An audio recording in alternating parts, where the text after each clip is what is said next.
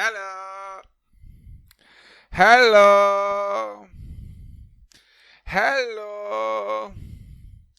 Hello. No. Good day. My name is Michael, and because I like to live in the past and I feel like dying or something like that, we're gonna go once again deep, really deep into the past of video game culture and video game history and whatever because this is the best thing that I can do.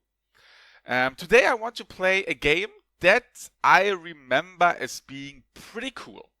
If you're not blind, you actually see already in which category I am and which game title the stream has today. And that is Eternal Darkness. Eternal Darkness is, can we call it survival horror? I think we can't really call it survival horror. I wouldn't even call it horror. I mean, it definitely goes into the horror direction, but it's not that. It's more the story behind it, you know. It's more the story behind it what makes that game that game. But yeah, let's call it a horror game. It's Eternal Darkness, that is in German, a game that I bought in 2002 when it came out, and that I enjoyed a lot back in the day. And yeah, I think I replayed it sometime in 2005 or 6, and it's another of these games that I haven't played for 10 years, and I'm gonna ask myself the question once more: did this game age well over the last, let me look at my clock, 15 years, 14 years? Because it came out, I think in Europe it came out in October 2002. In America, probably sometime in May or June. So this game pretty much is 14 years old now. And yeah, but before I want to start with Eternal Darkness, I kind of want to talk a little bit about the developer. The developer story from Eternal Darkness is a long story. It's a sad story. Hell, maybe it's their own mistake too. But yeah, before we're actually gonna go into Eternal Darkness, and this will be something I'm really afraid of. As you can see here right now, I will use Dolphin 5.0, or however you said it in English. The first time in history that I'm playing a GameCube game over an emulator. Apparently, Dolphin 5.0 is a fucking awesome emulator. But yeah, it's obviously if it runs really bad and shit like that, don't worry. I have my Wii right next to me, and then I'm gonna go switch to Wii because we can play GameCube games. So yeah, but let's talk a little bit about the developer of Eternal Darkness. The developer of Eternal Darkness is a certain bunch of people that many people probably don't know anymore, but they were called Silicon Knights. And while Silicon Knights is probably not that famous when it comes to the video game industry, they actually did some games that kind of had quite an impact. Obviously, they made Eternal Darkness Sanity's Requiem in 2002, but what many people don't know is that they were actually responsible for Metal Gear Solid: The Twin Snakes. Yes, they actually made that game together with Konami, and they practically did the complete programming work on Metal Gear Solid: The Twin Snakes. And Twin Snakes Metal Gear Solid is, for most of the people, the best Metal Gear Solid version. Yes, it is utterly broken because you can headshot people now and one-hit kill bosses, yada yada yada, but that was just because they used the fucking Metal Gear Solid 2 engine and gameplay and stuff like that. Another thing what Silicon Knights did was Too Human. Too Human is a story that I probably shouldn't open up, but I'm gonna open up the story in a second.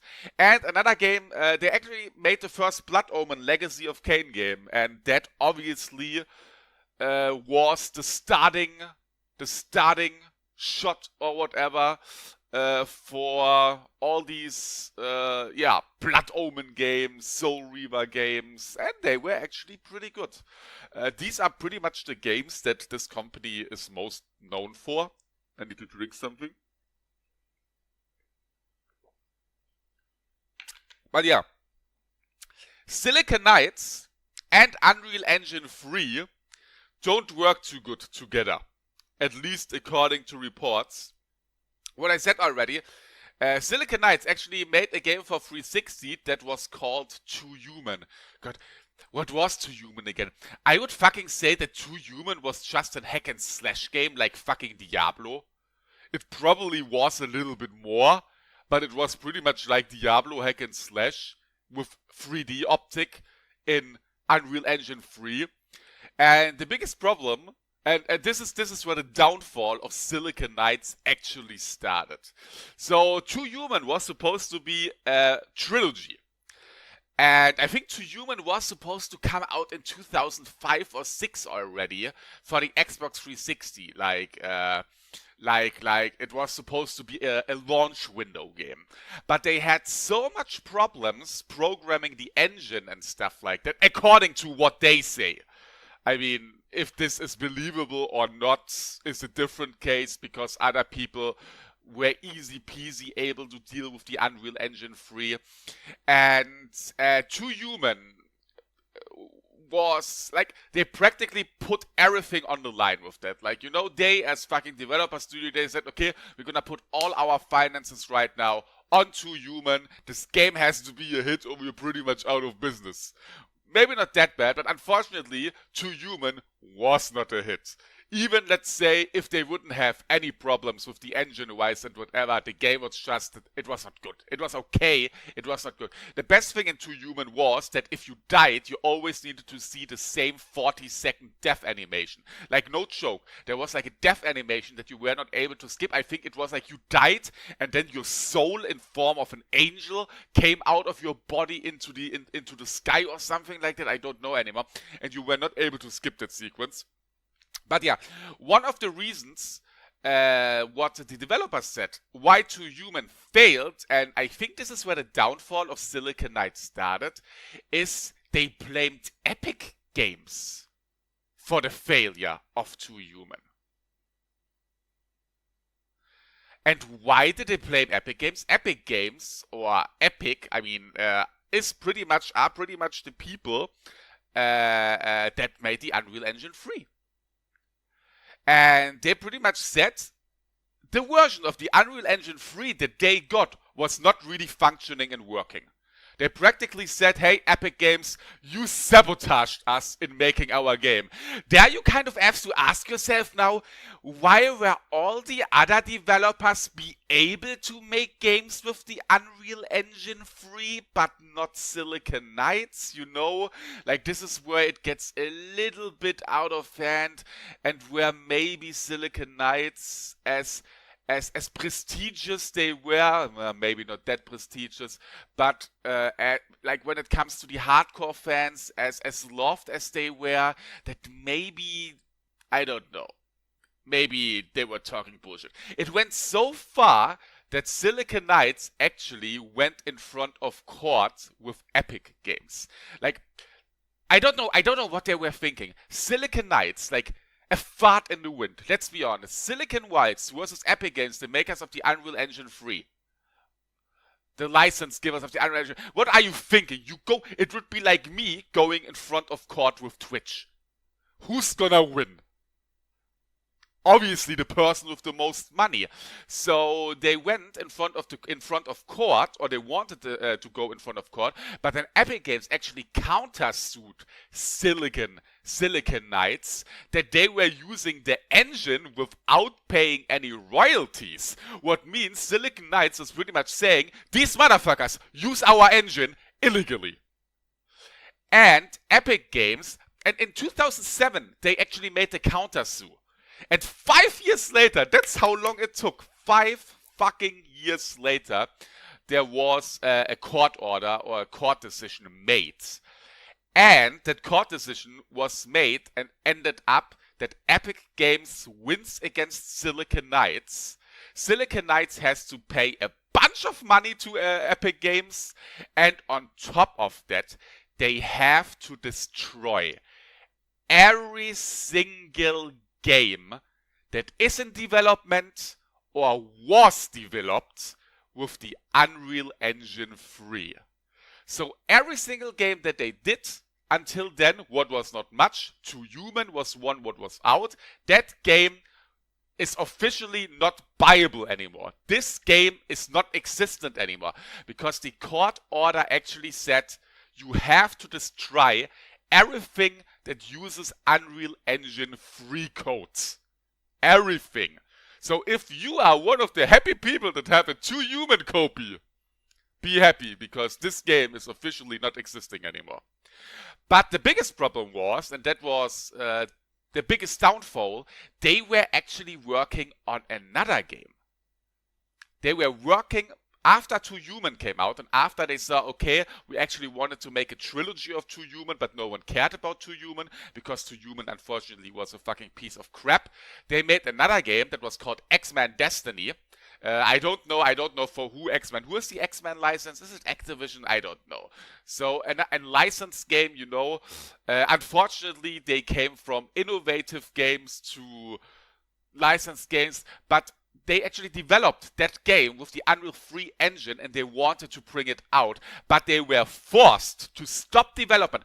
All the money that was spent on this game just fucking blew away because the game was made with Unreal Engine 3 and it needed to be destroyed pretty much. Every single game that used code from the Unreal Engine 3 needed to be cancelled/destroyed.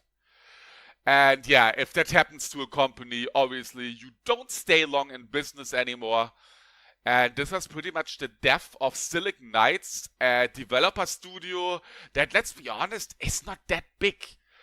I think overall they only made like 7 games or something like that, where 2 of their games have a little bit of prestige of 3, with Blood Omen, Eternal Darkness, and obviously Metal Gear Solid Twin Snakes.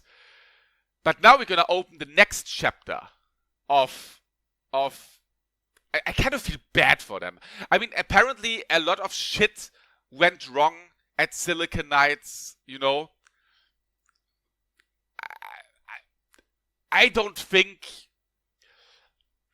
like, you know, I don't think that they are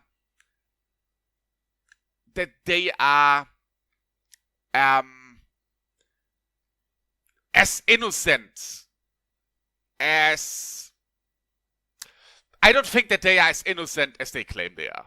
You know, they were bitching around about, shit.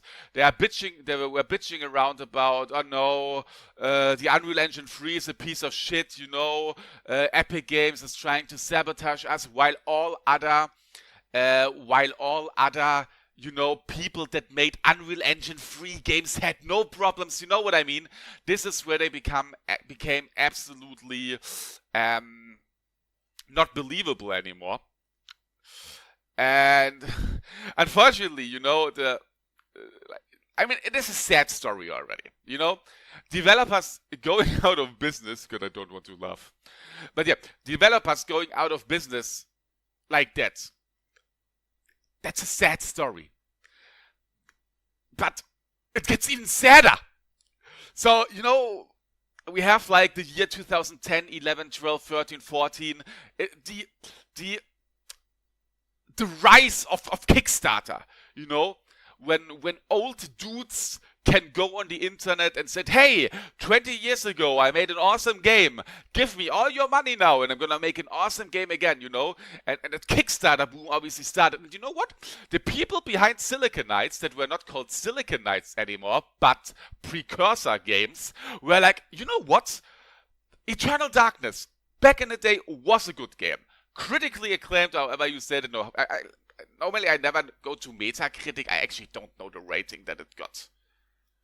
Let's actually check out the Metacritic rating for Eternal Darkness. Even before it's terrible. Eternal Darkness, 92 Metacritic. That's even higher than I thought. Holy shit. 92 Metacritic. Here, let me show that. That is fucking crazy. I expected like 85 or something like that, but 92. Holy fuck. I mean, you see, a pretty high-rated fucking game. This is a high-rated game. I mean, I don't give a fuck about Metacritic, but it is a high-rated game. And obviously, the people behind Silicon Knights, now called Precursor Games, were like, you know, we made a really good game back in the day. Everyone loved our game. You know what? We're gonna go on Kickstarter. Because that's what you do today. You stay independent.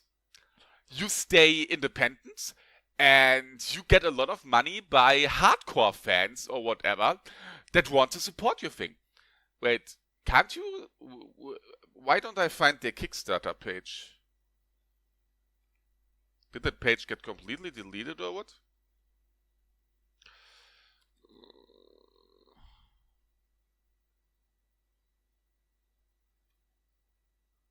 Okay, it doesn't matter.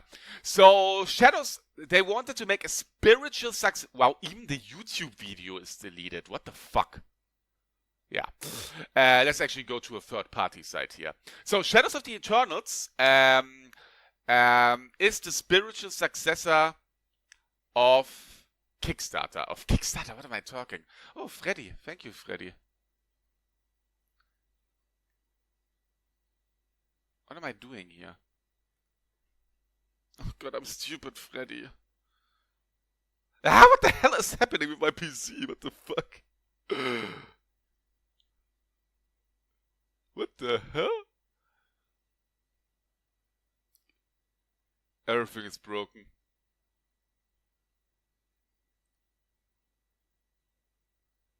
Why is everything broken in my life?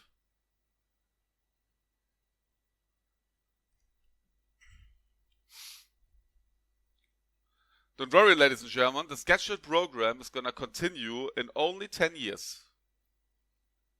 As you can see, I'm not as prepared today as I normally am. Because, let's be honest here, never prepared.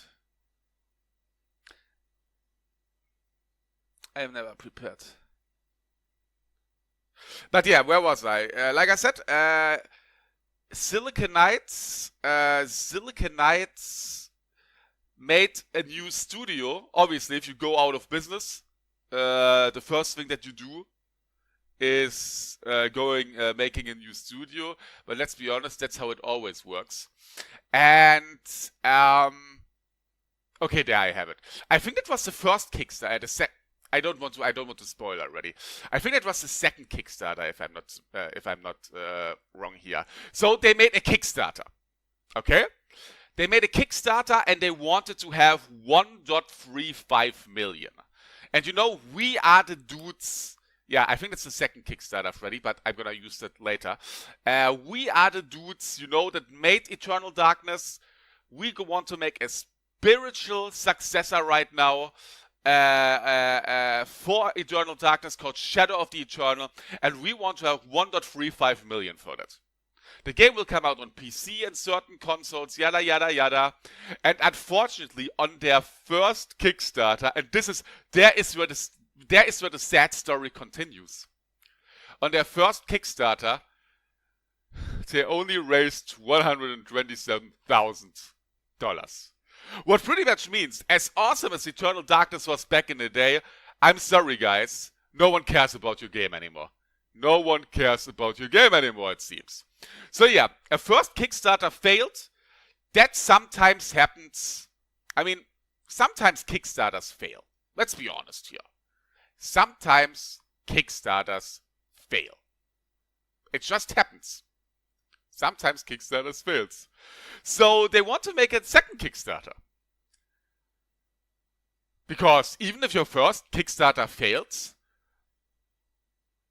you can make a second Kickstarter. So they made a second Kickstarter for Shadow of the Eternals that we have here, thanks to Freddy. I think that's the second one. And now they only wanted, instead of 1.35 million, they only wanted to have 750,000. Well, this time around, they got more money. But they didn't reach their goal again. And if this is not sad enough, this whole story, you know, about a game that was critically acclaimed back in the day, that I still have dear in my memory as being extremely good, at least when it comes to the storytelling and how everything connects in the end. I think gameplay was you know. But that's not the end of the story. Well, let's actually clear the story up. No wonder that even your second Kickstarter fails. Yeah? No wonder that even your second Kickstarter fails. I don't even know if that was before the second Kickstarter or after it. When your main guy of Precursor Games, the founder of Precursor Games, was arrested for child pornography. It's such a sad story. Oh, the story is so sad, isn't it? I mean, what is there to say? I mean, I don't know if he really had child porn or if he was cleared of all charges, but if it goes through the internet that you got arrested for child pornography, I think you're done for. I guess you're really done for. Even if it's not true. You know what I mean? If your name is over the internet everywhere, and even if you're cleared of all the charges, however it's called in the end, you're done for. So yeah, will we ever see a spiritual successor to Eternal Darkness? I don't think so. And yeah, that is a sad story, like seriously.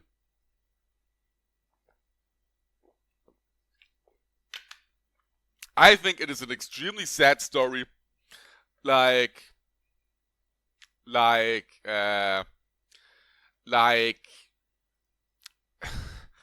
made some good stuff.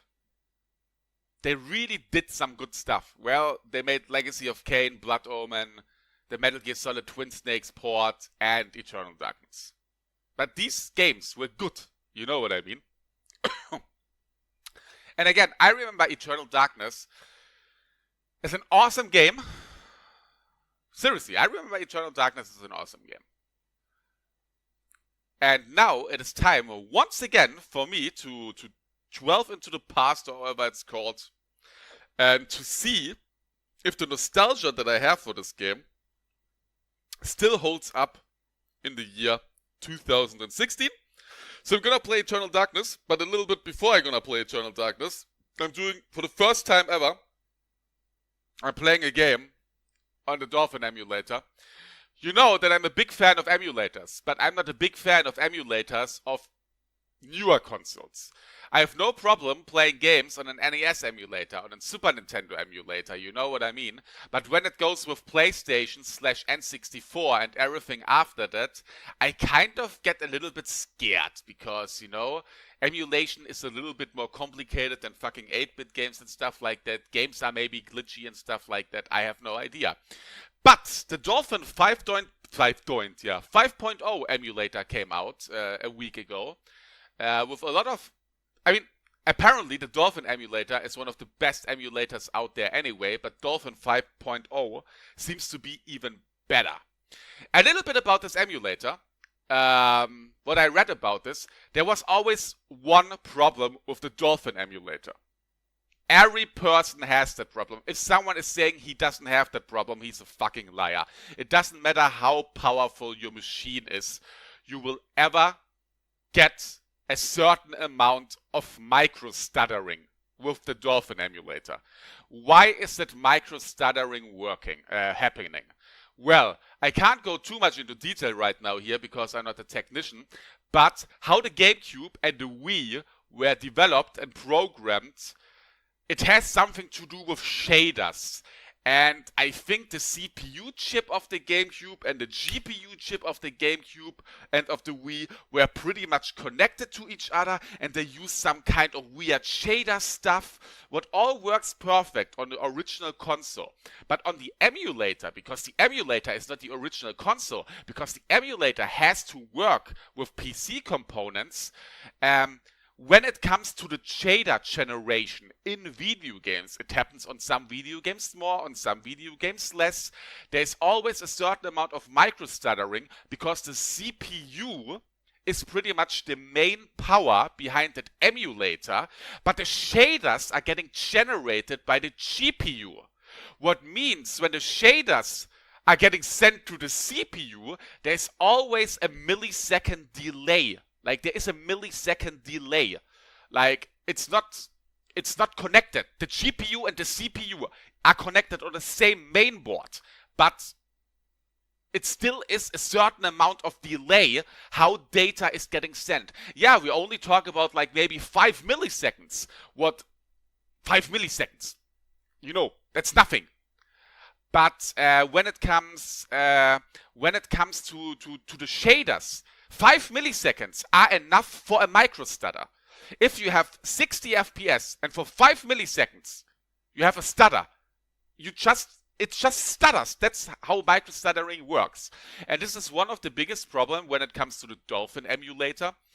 Apparently they work on a fix right now called Uber shaders.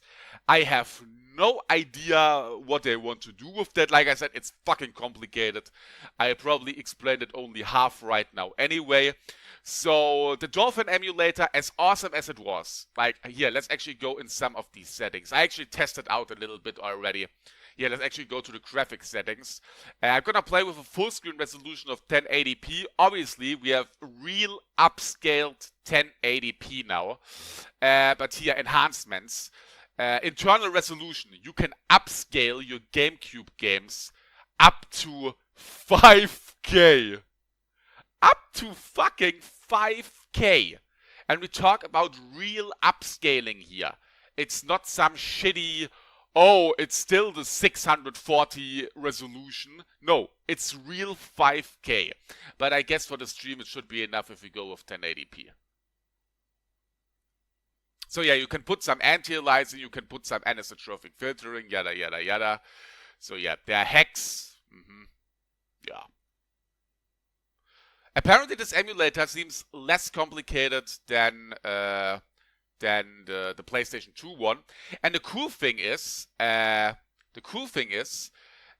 Dolphin community has a wonderful wiki where for every game they have like seriously, every single game has like problems that the game maybe has, fixes and stuff like that. And if you don't want to look at the problems, you just go here, configuration. Here are the recommended configurations to play a game the best it works. Like, it's a really cool community. I mean, let's put in something else here. Metroid Prime. Metroid Prime is probably one of the hardest games to emulate. Let's say what they say about Metroid Prime. Apparently you can play Metroid Prime 4 out of 5 stars. You can make an 16:9 aspect ratio fix with a Game Shark code or something like that. No, with a Gecko code. The game doesn't need any non-default settings to run properly, but yeah. So yeah, the Dolphin community is pretty awesome. This is like really cool stuff. And yeah, this is me the first time actually trying out the Dolphin emulator. I applied the best settings for Eternal Darkness, and let's hope it works. If not, I'm gonna switch to my Wii. Well, obviously not if I played through like 3 or 4 levels already, but yeah, I'm pretty sure. I have a fucking i7. Like I should be able to run 500 emulators at once with an i7. Apparently, hyperthreading, though, is not a good thing for Dolphin emulator. But yeah, we're gonna see how it works. So yeah, if there is some micro-stuttering here and there, it's not the machine, it's because the shaders are getting generated. That's what I just tried to explain you. That shaders are getting generated, and there comes that 5 millisecond delay from GPU to CPU, what makes a micro-stutter. We will see how it goes. So yeah, I think I'm gonna start the game.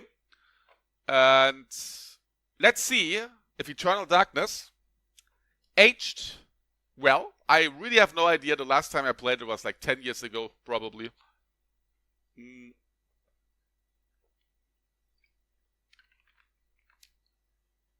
We heard a sad story about Silicon Knights and Precursor games, and that the founder probably is a pedo or not. And yeah. And hey, maybe after you saw this game, you're all saying anyway, I don't care for a spiritual successor. Let's be honest, I think gameplay-wise, the game was okay. I mean, for 2002, the gameplay was great. But we're in the year 2016 now. But I remember, I don't want to spoil something. Now, the whole concept of the game, it's the atmosphere. It's the storytelling, the atmosphere, and the depressionness of this game, however you want to call it, that makes the game so special. So, let's start Eternal Darkness, and I hope everything works. By the way, I think that was the first M-rated Nintendo published game. I think it was the first M-rated Nintendo published game. Now you're gonna say, but Michael, Conker's Bad Fur Day was M-rated already. Yeah, but it was not Nintendo published. It was THQ, wasn't it? At least in Europe, Conker's Bad Fur Day was THQ. I'm not sure. But yeah, Eternal Darkness is probably... I mean, we can say so much that Eternal Darkness is definitely the first horror game from Nintendo. But yeah, one of the first... But I think it's the first M-rated Nintendo published game. Because Conker was not published by Nintendo, but by someone else. But yeah, let's start it. And let's hope that full screen works. I have no idea. Let's see. And before nothing works. Why is nothing working? I wanted to be prepared. Work, please. Oh, I clicked the wrong button. I probably need to press play.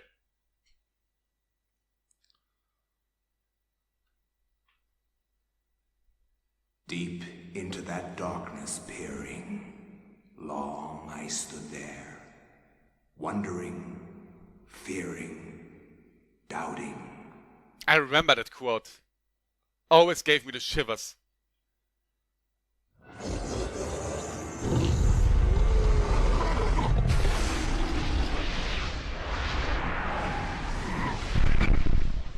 Nintendo.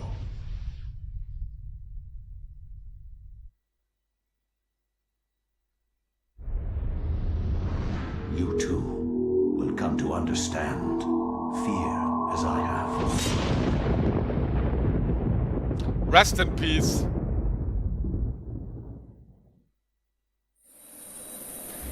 Hey, at least the developer logos run with full speed. Oh, you actually see the FPS counter.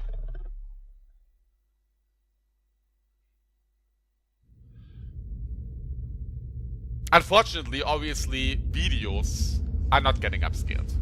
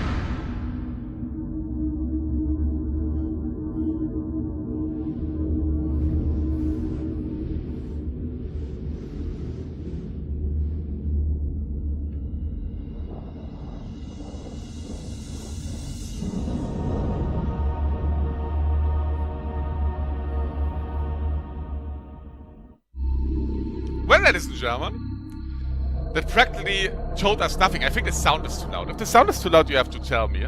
A little bit about the emulation. Oh, let me actually go into the options first. A little bit about the emulation here.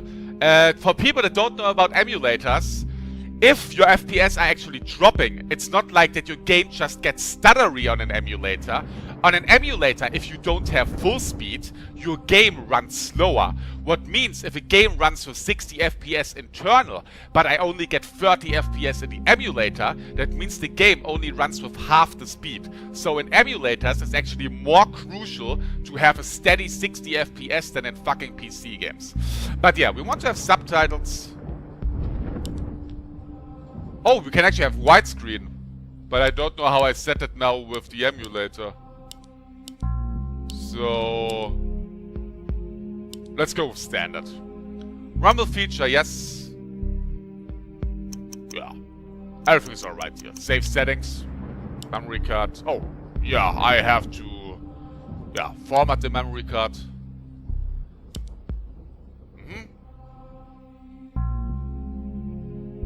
Yeah. I want to make a new save. Did I make a new save? I guess I did a new save. But yeah, ladies and gentlemen, Eternal Darkness, I hope I set my controls right, and I hope that everything will work. Like I said, this is a test here right now. So, and by the way, M4, fuck you, Twin Snakes was okay.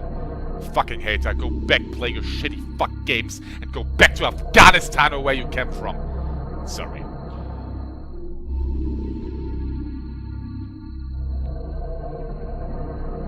Let's start. Eternal Darkness, Sanity's Requiem. A game that was highly anticipated back in the day. A game that definitely delivered back in the day. Again, I have a really fond memory of this. But let's see if this game can still hold its own. Or something like that. Start game. And we take memory card A.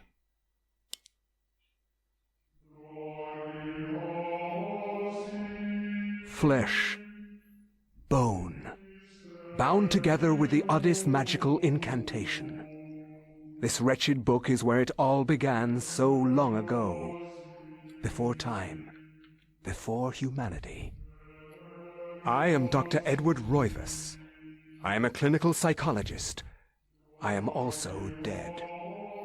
This is not my story, nor even the story of the Roivas family. It is the story of humanity. Like it or not, believe it or not, as you will. Your perceptions will not change reality, but simply color it. Humanity has been on the edge of extinction for 2 millennia, ignorant of so much and dependent on so few.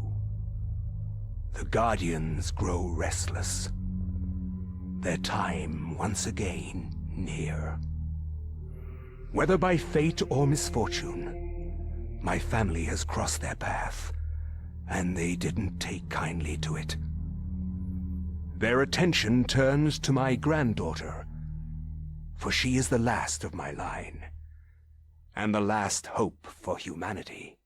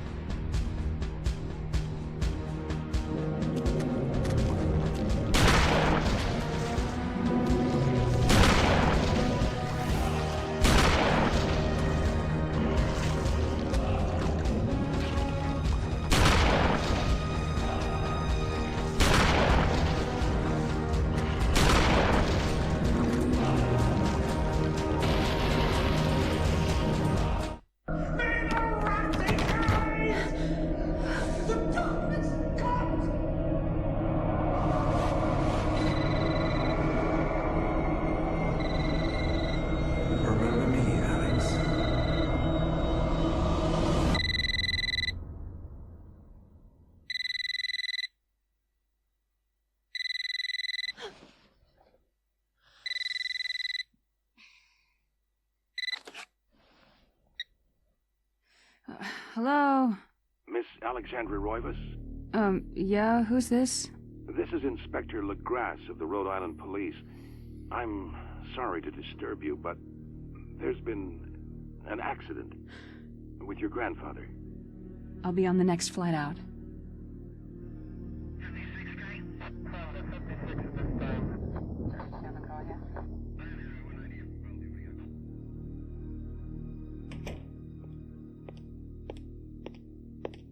Ah, Miss Roivas. I'm pleased to meet you. I trust you had a pleasant trip? Yes, I suppose so, considering. Yes, my condolences. This is most unpleasant. It's a shame we couldn't meet under brighter circumstances. Yes, it is. Can we get this over with, please? Of course. This way. By the way, But she I must warn always you, it's not a pleasant sight. reminded me of Buffy. I'm afraid there's not much to see.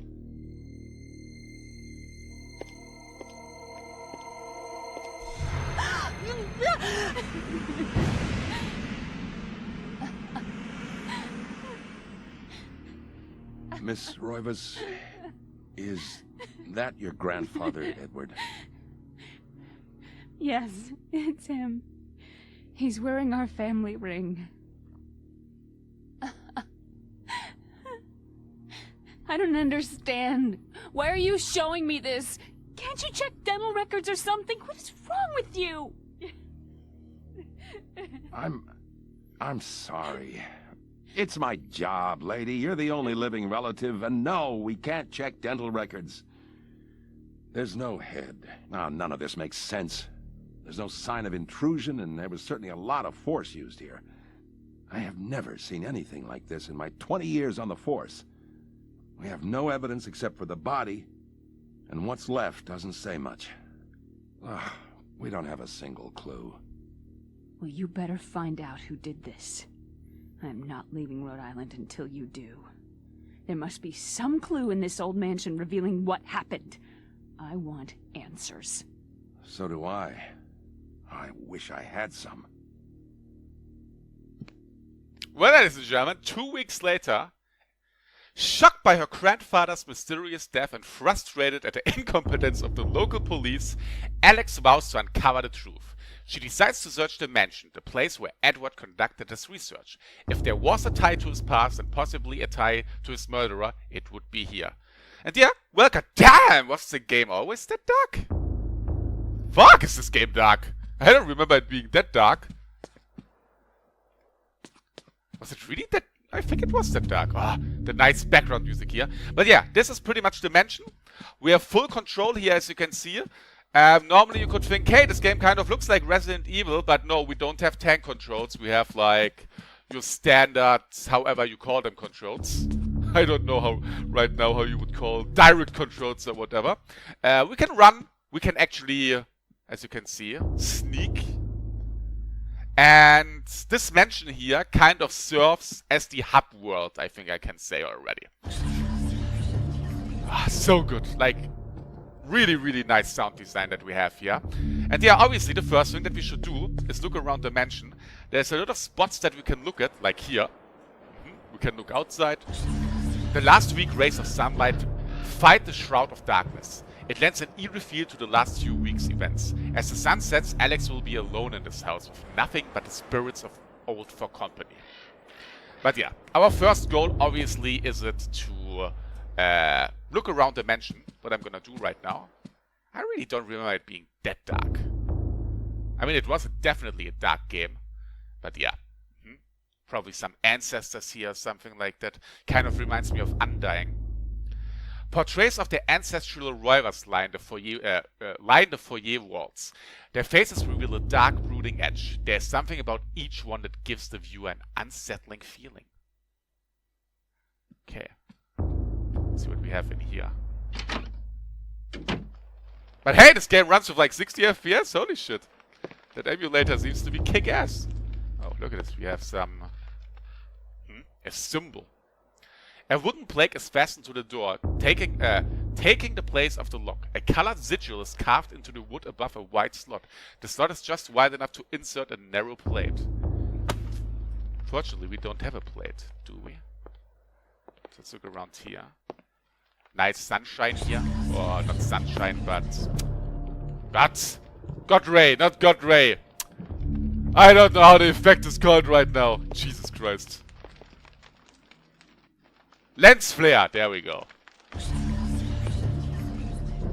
Maybe I should activate some anti-aliasing.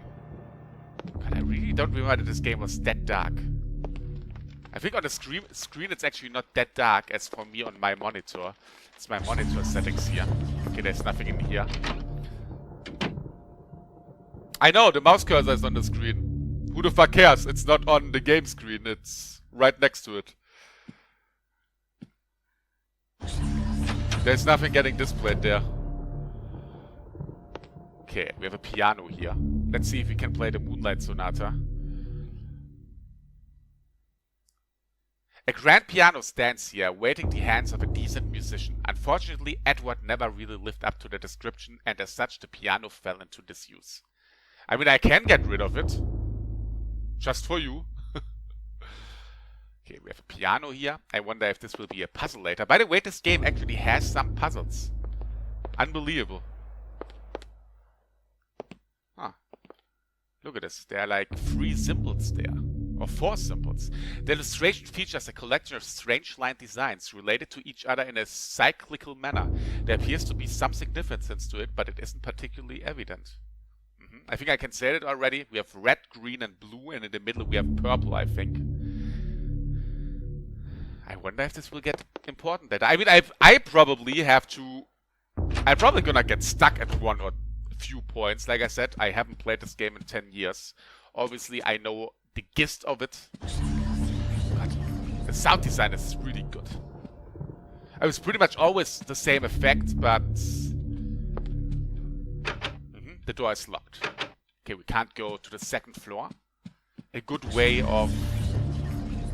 I think we looked at these pictures already. Let's see what we have here. A beautiful carriage clock. The hands appear to be stuck, yet the clock continues to tick. With the time permanently set to 3:33, there is a key in the back of the clock, presumably for winding it. Should Alex look at the key? Hell yeah!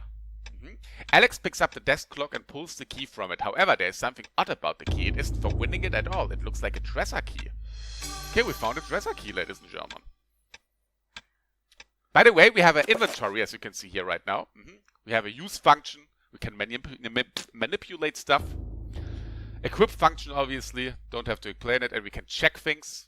With R and L, we can switch back and forth. As you can see here, we have a wonderful map. We have the chapters here. We can actually save at any time in this game. Well, at any time if no enemies are present. So there's no old school Resident Evil... Hello, Rule Funtime. There's no old school Resident Evil limited save system. By the way, I had a different key, did I? This is there's a key. Oh, we have the 2nd floor key already. Let's go into the 2nd floor. And obviously, old school wise, we have to go into the menu and use the key. The key comes apart in the lock. The key to the 2nd floor is broken. Perhaps there is a way of repairing it? Well, we can't go through here. Did anyone see a treasure? Treasure? Okay, let's see what we have here. There's a door to the right, and we have a door here. Door is locked. Is that maybe the dressing room? No. Cannot use the key. I'm surprised that I didn't get any micro-stuttering so far. I'm surprised that I didn't get any micro-stuttering so far.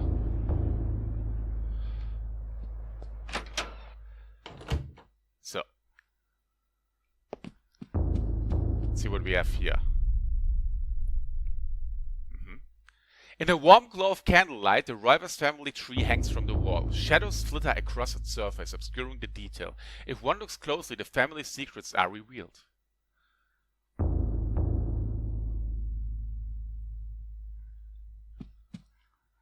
But does it have blood on the screen? I don't know. I needed to time out M4 for 10 minutes because he wants to be a dick again. Sorry, M4! Oh, look at this. We have a wonderful... How do you say that? Observatorium. I think we can drop around a little bit with this. A globe cradled in a wooden frame. Its glossy surface is painted in the likeness of an ancient map. A lens is situated in the northern hemisphere above a label that reads Derby Dragon's Dare. And we can actually drop around with that shit here. A brass framed mirror is set into the wall. The mirror's direction can be adjusted by means of 2 crankshafts set below it. A curious device Accuracy rise. Is it related to the telescope in some way? We can adjust the mirror. But I think at this point I can say already that we shouldn't do this right now.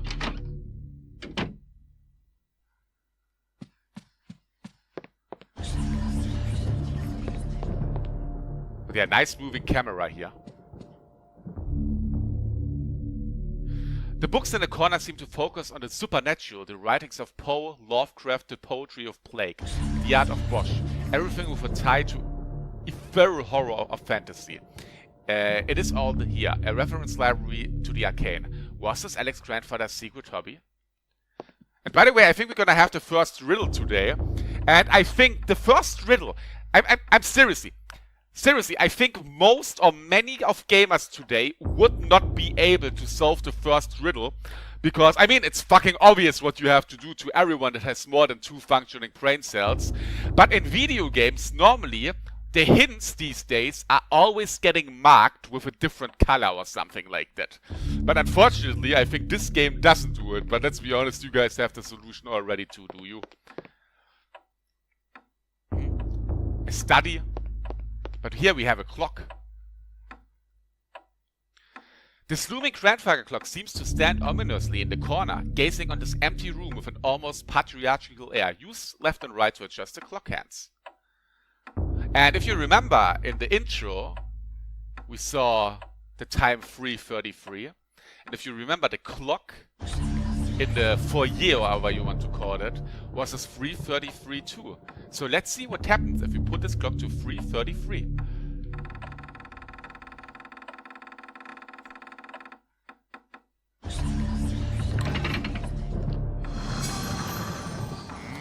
A secret passage. Obviously, every mansion like this has a secret passage.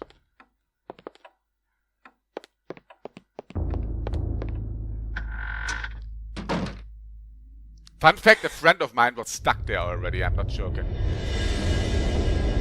I don't know how you can get stuck there, but he was. Oh, look at this, we have a big-ass book lying there. And we have something here.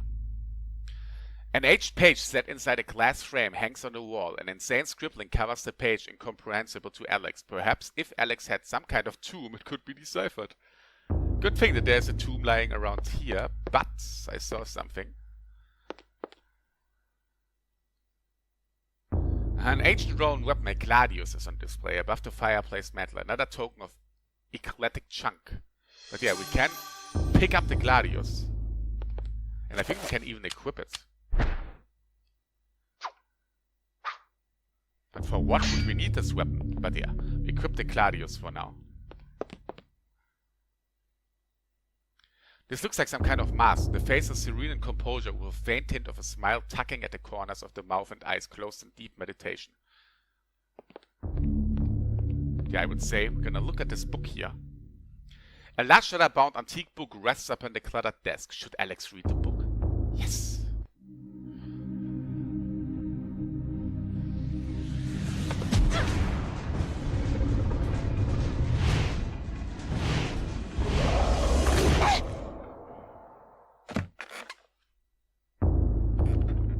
I had no knowledge of what was to come, nor did I care.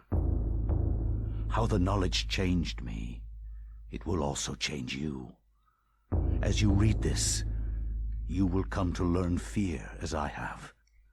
You too will come to understand, or you will perish.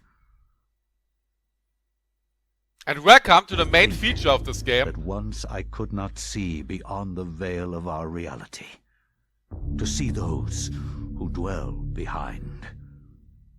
My life now has purpose, for I have learned the frailty of flesh and bone. Ancient Persia, 26 BC. I was once a fool.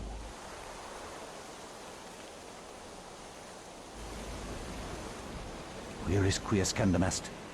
Where is Conservandai? Facusatis aquae sumant, et animus eorum conferma. Pupna huis, dia sit modo prima multarum, si inceptum conficiamus. Quam primum, Centurio Augustus. I would like to compliment you once more on your battle tactics. Our enemies did not have a chance. Do you believe that it really exists, Centurion? I do not doubt our Emperor's beliefs, or his orders. But if we are to retrieve the artifact, then we must be strong and patient. But yeah, as you can see, we don't only play with her.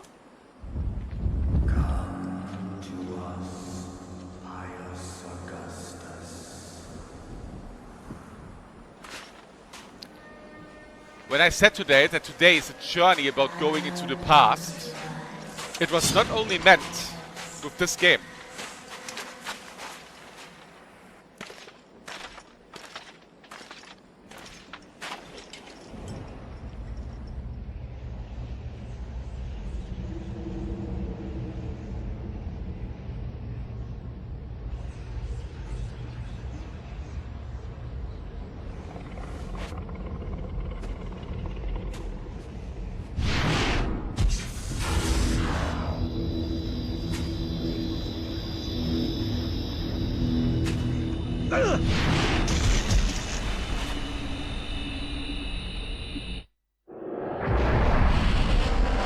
I'm surprised that I didn't get a single micro stutter so far.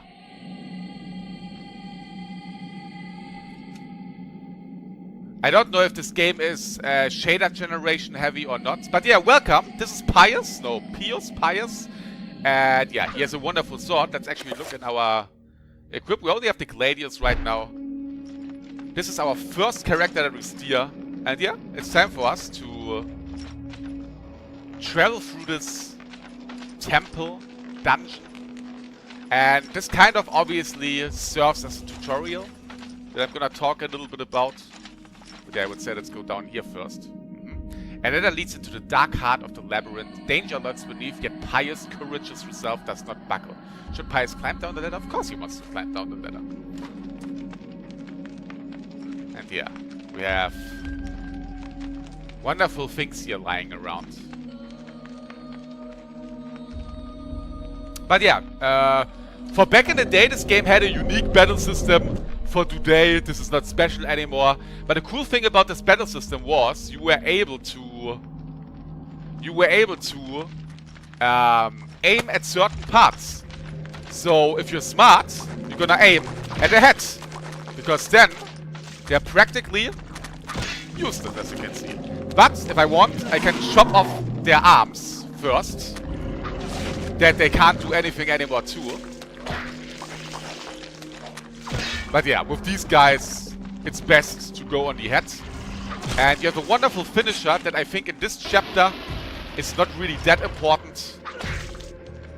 But yeah, for back in the day, this was actually a pretty innovative battle system. In 2016 standards, this doesn't look like anything anymore. You know what? I'm gonna let this dude alive. So yeah. We have a granite block here on the floor, or granite block, with a rat's engraving.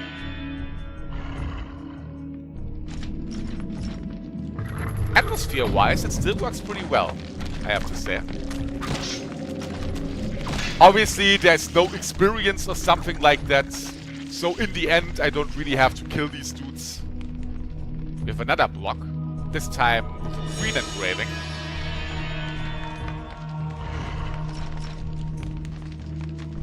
Hey, M4 can talk again! So M4, are you gonna be a douchebag again and hate everything? Sorry, M4. M4 is not that happy. Because he doesn't enjoy a certain game. But you're right, M4, this actually looks a little bit like Rice right now. But yeah, the cool thing is they actually hit themselves if they don't see anything. I mean, for back in the day, there was a lot of detail here, as you can see. There's a lot of detail here for back in the day.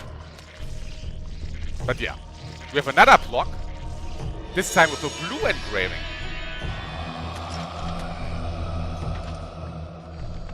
It's still a really good sound design. But yeah, let's climb down here. Here with the fire that just made really, really well done.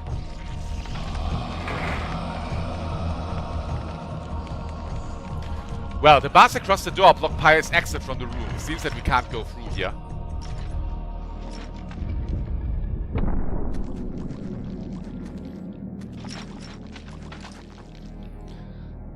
Well, I would say we had our first puzzle room, even if I don't want to call it a puzzle room. That you remember that we actually equipped some blocks. So, it's our time right now. Obviously, this wall is prominently decorated with a strange line symbol carved into the granite.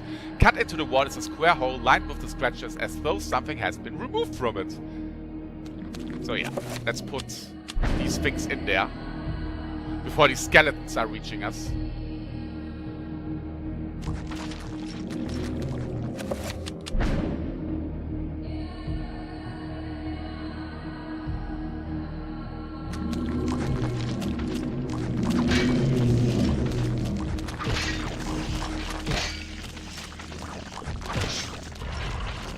But yeah, let's be honest, this game has a better battle system than fucking Rise. But yeah, here's another granite block. This time with a purple engraving. So, what we learned so far is that apparently there are 4 symbols in this game that seem to be important. Hello, Xata.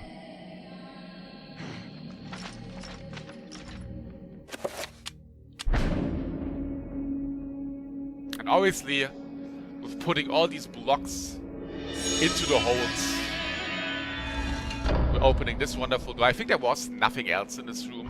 When it comes to item pickups or anything, there's nothing. I mean, this is not like Resident Evil, where in every room you have an item that you use and shit like that. So, yeah. Like, if you find stuff, it's mainly key items.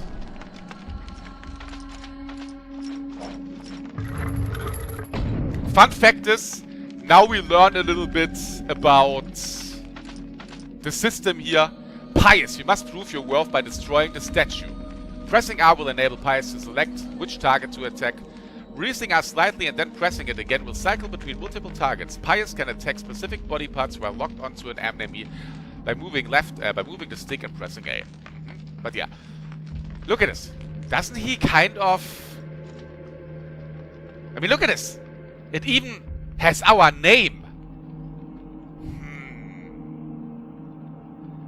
Pius Augustus. And what do we have to do?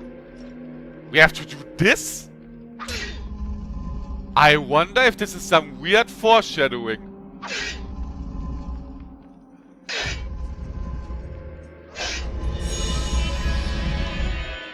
Well, we just destroyed a statue of us. Nothing bad is gonna happen.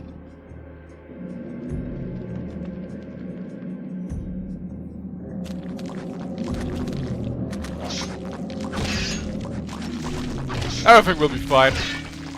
I mean, look at these skeletons. A button attached to a small pylon softly illuminates the room. A bizarre energy seems to radiate from it. Should Pius push the button? Hell yeah.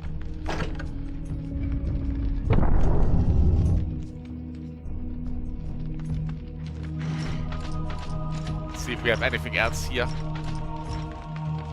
No.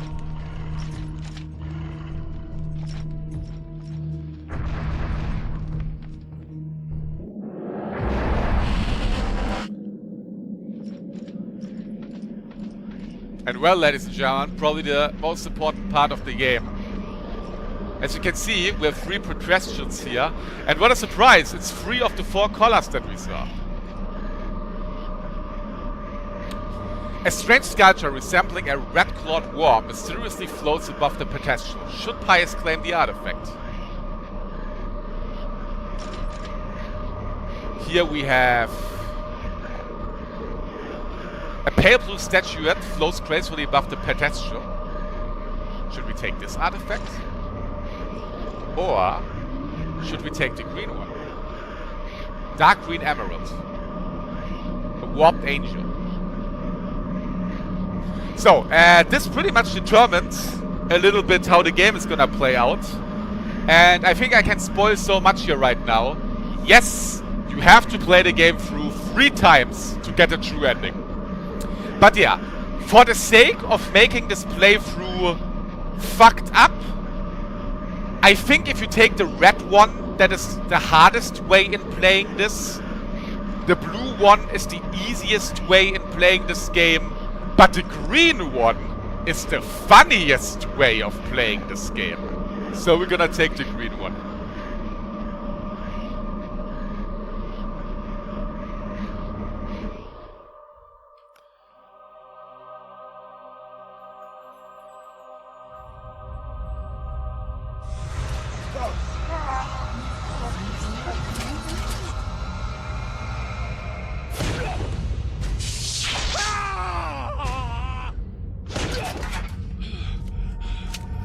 Everything is alright.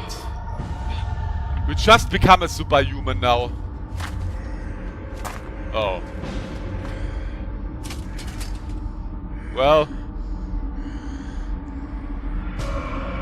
I guess Pius Eons have didn't passed have a since wonderful fate. then, and I have learned much. I was once as naive as a child, but now my mind is sharp. With the power of Xel'lotath, I can now read the thoughts of others and make them raving mad with a mere suggestion. Face me, and you shall surely perish.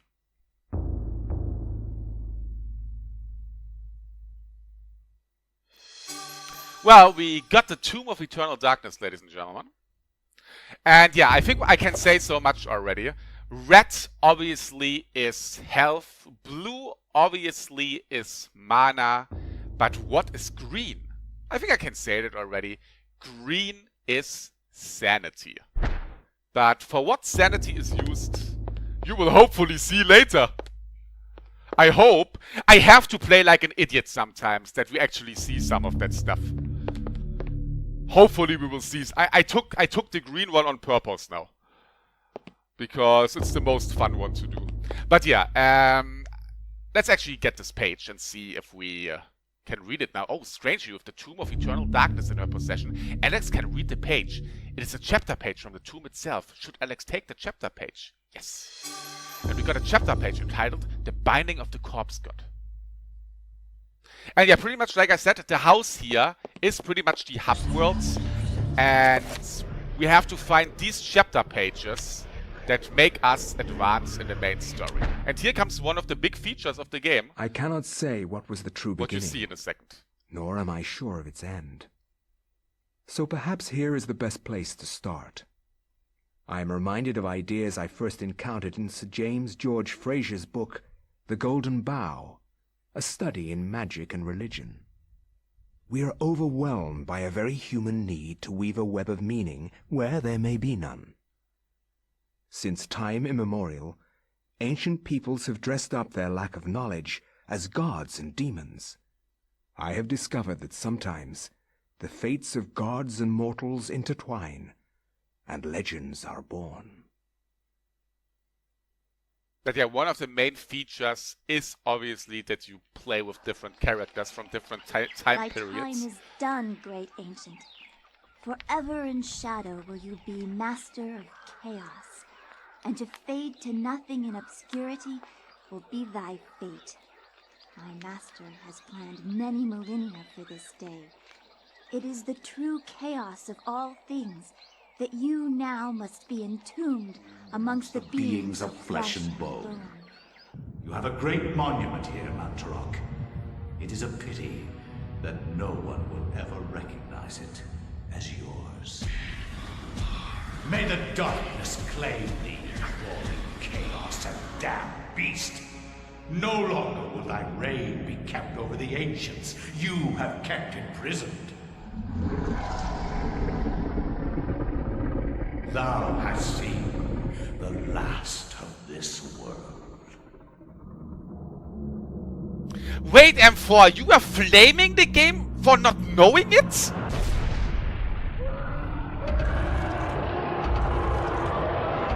I thought you know the game, and that's why you said yawn.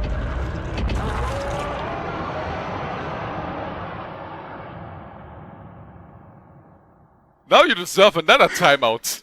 Not even these mythical fables can keep me amused. There has to be something to do around here. I only wish something that fantastic and of higher purpose could happen to me.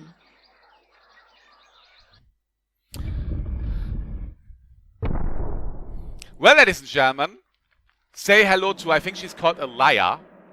Or Aliyah. How long is the game? It's, I think, 6 till 8 hours. Standard game time. But yeah. The door is firmly closed, sealing the temple. Perhaps there's another exit somewhere else. But as you can see, we play another character right now. I think I can say so much already that this is pretty much the concept of the game. That you jump into the roles of different characters. That are all connected somehow with this stuff. And I don't want to spoil it, but like I said, the end is really good. I mean, it's so great. But yeah, this is Aliyah, as you can see. The feminist section was strong back in the day. Because we can play a female character here too. I hope nothing bad is gonna happen to her. So yeah, this is Aliyah. We're in another temple, what a surprise. And we have something here. The game is really dark. I don't remember the game being that dark. But you know what? I see it on my other monitor, that it's not as dark on my other monitor. I think it's just my monitor here. But yeah, okay. A statue of a goddess, delicately sculpted from sandstone, and casts an alert eye over everyone who enters the temple. There's a strange necklace about its neck. Should Aliyah, oh Aliyah was right, take the necklace from the statue? Hell yeah. But unfortunately, when we take that necklace, a path is closing.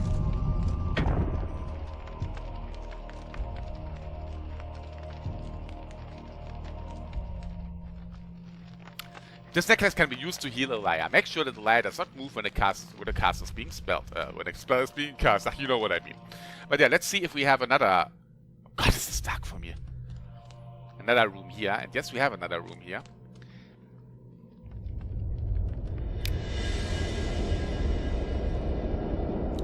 With some bad people here again. Jesus, is this dark. Maybe I should make the brightness a little bit higher. It's really dark. Engraved on the floor is a striking design featuring the sun sinking below the edge of the world. Okay, the sun is sinking below the edge of the world. And there is a candle light up where the sun is sinking below the edge of the world. The design on the wall appears to depict the time of the day. Perhaps the candles do too. Yeah, seems that we can't do anything. I probably have to put the brightness higher. At least a little bit. And we have good old Indiana Jones style traps. But yeah, if you're smart, you can obviously dodge them. See what we have here. Nothing here. We have bad people everywhere. Let's actually see if we can... Haha! I'm smart! There we go.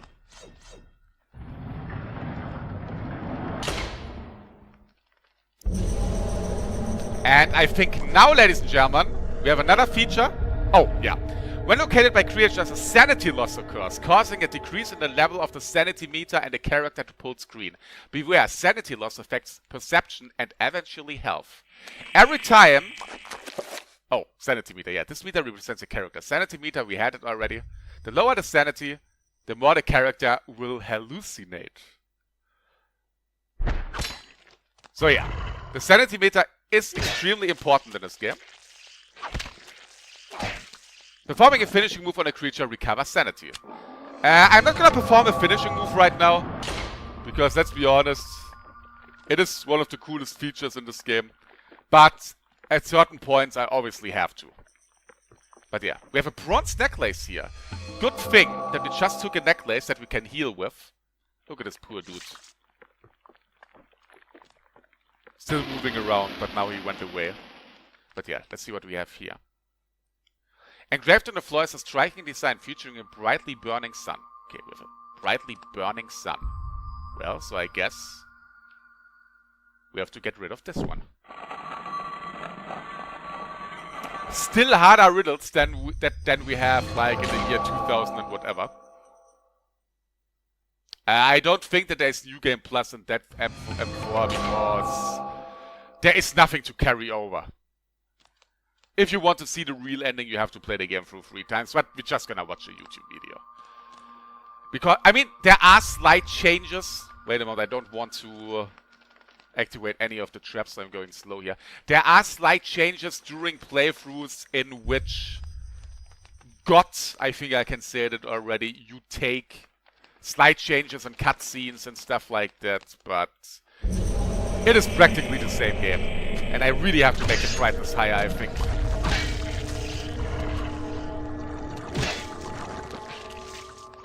Okay, gonna let these dudes stay like this.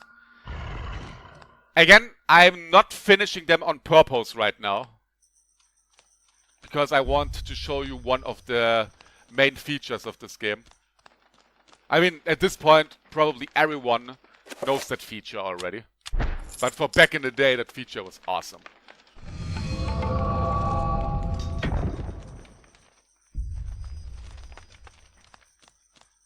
But again, I just can't run around with low sanity most of the time, because at one point you lose health. What is bad, obviously. Here we have... Engraved on the flies a striking design featuring the sun rising above the edge of the world. Okay, rising above the edge of the world? Wait, why is this not... Ah, I can't do this, okay. I was like... This is above the edge of the world. But yeah, let's try to dodge these traps. I mean, I kind of want to have some Indiana Jones style stuff. Oh, that was close.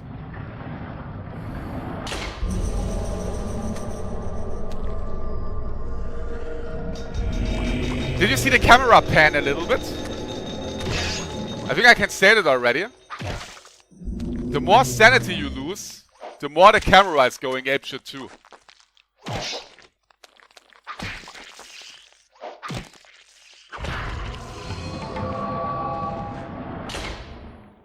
Again, I'm not gonna retrieve some more sanity. Engraved on the floor is a striking design featuring a scary sky filling the heavens. Ah, okay. No sun. So, let's extinguish both of these.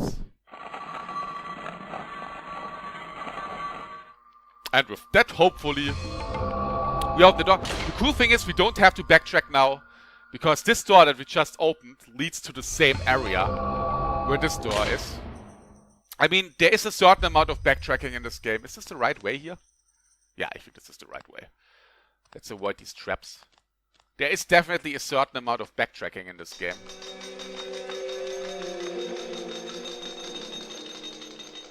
Random sound effects.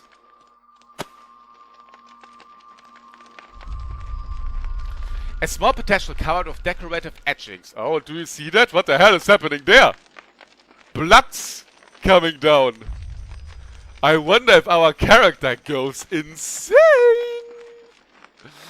The blowgun, upon it, must have some special significance for it to be the focal point of this display. Should Elia take the blowgun? Yeah, nothing bad could happen, could there? Ah, shit!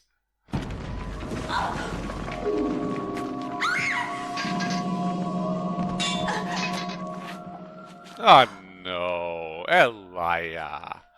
A secret passage in the temple.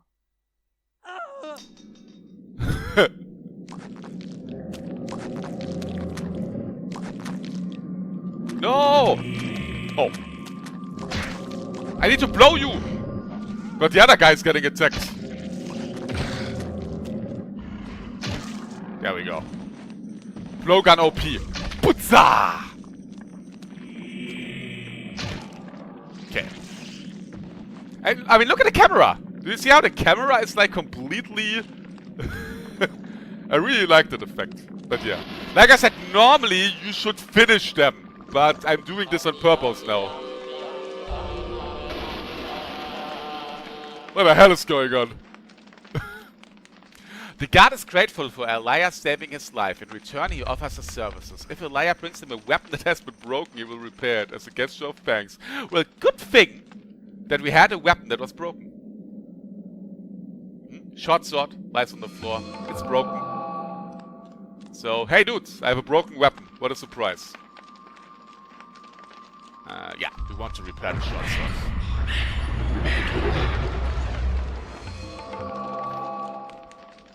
Item has been repaired. By the way, I think... Oh, we can't. Oh, we can actually attack him, as you can see. But yeah, let's not do this. I'm not a big friend of friendly fire. So.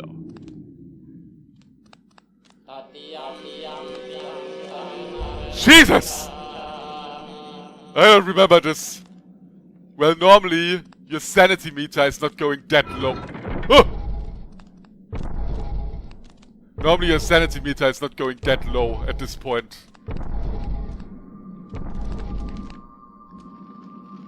Oh god. Okay, like seriously. I need to save, by the way. Okay. This is actually pretty bad. I should have saved. Like, you don't want your sanity meter to be that low.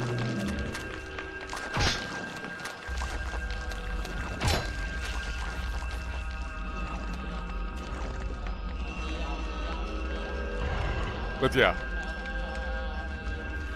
There's a hole in the device as though something can be inserted, perhaps a key or a lever. That background sound that you hear right now is because the sanity meter is low. That and I think every character has a different background sound like this. So it kind of is like the music is changing. Can I save here? Alter, the music is fucking me up right now. I have to shiver. Oh god, I can't save. I'm...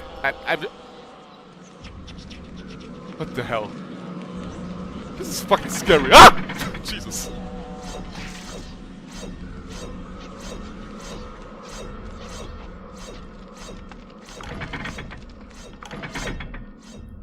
Bros, I have not saved in a long time. Well, not that long time.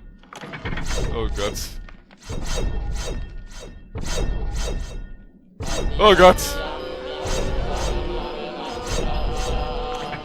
I guess we're fine. Somehow. Run! Oh shit! This is bad. Well, they're fighting each other. You guys fight yourself, I don't care. Can I save? Oh, so good!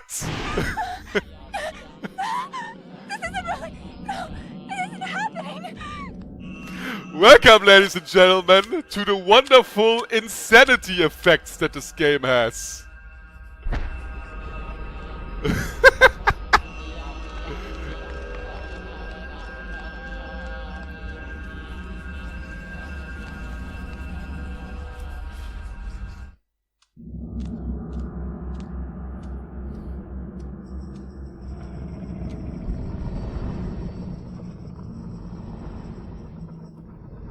Stop.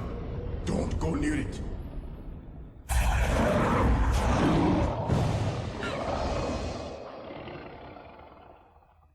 So, you are reduced to feeding on flesh and bone, Mantarok. How the mighty have fallen.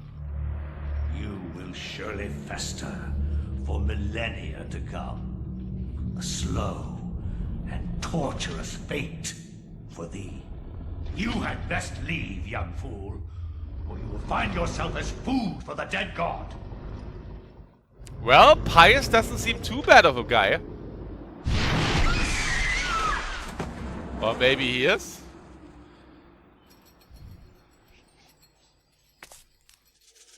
You are one of the chosen many. Flesh and blood. It is now your destiny to fight the eternal darkness. I give you a gift in return for an obligation. The gift is your life, sweet dancer. The obligation is this. You hold one of Mantarok's hearts, the essence of a corpse god. To some it is a source of great power. From those people, you must defend it, lest they use it to destroy what little brightness your world has left in it. Guard it well.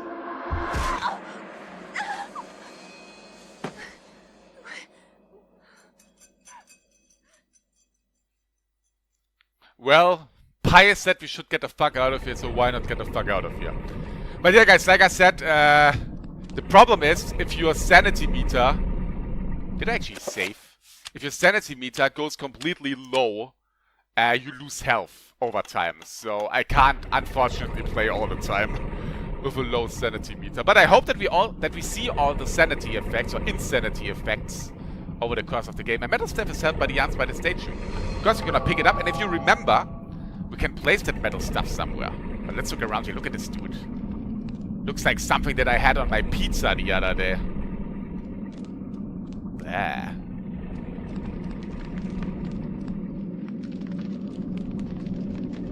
A statue of a human female bears witness to the monstrosity that fills the room. The parent stone of its body is covered with the effluvial grim that Mantarok has secreted over these. Oh my god, I can't fucking read this shit. I think the game had a German translation, but the voice acting was English back in the day. But yeah. Can look around here a little bit. Yummy, yummy, yummy. Yeah, here we have a door. Maybe this is the exit. A door of formidable size seals the walls. A stylized design resembling the creature that dwells within the room is carved into the stone. Okay, we can't go through here right now. Like I said, there is a little bit of backtracking in this game, in some of the levels, obviously. But hell, people that bitch about backtracking should stop playing open world games. Because it's the only thing that... Oh, here, by the way, you can't run how long you want. There is kind of a stamina system here, too. I'm really afraid about my low sanity right now. Looks like your average hentai monster. Wait, did my sanity get restored? Okay, for some reason my sanity... I wonder if they did this on purpose.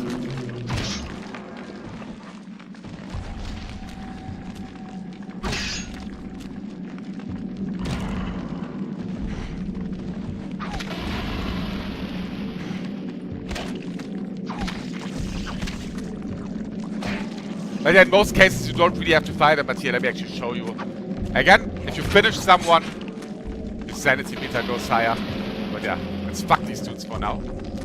No really reason to fight them. But as you can see, the music is different now. Because our... Oh shit. There's a bad guy here somewhere. I hope he's getting chopped to death. Yes!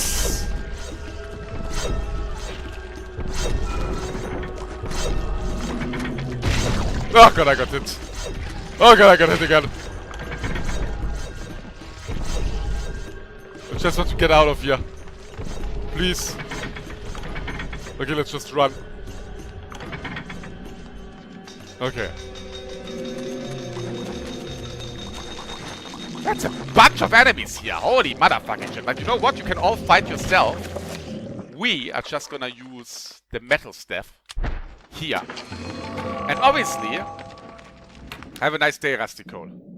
And obviously, if you use the metal stuff at one point, the door at the end of the fucking dungeon is opening. So, while these dudes are gonna have their rape parades, for whatever reason... Holy shit! That was a lot of sanity loss. Wait, this is the right way?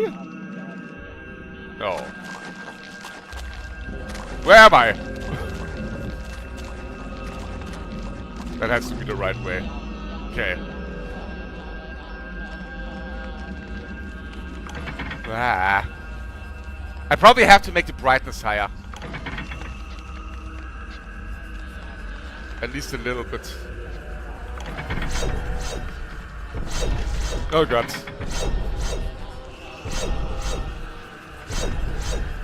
And as you see, if you get hit,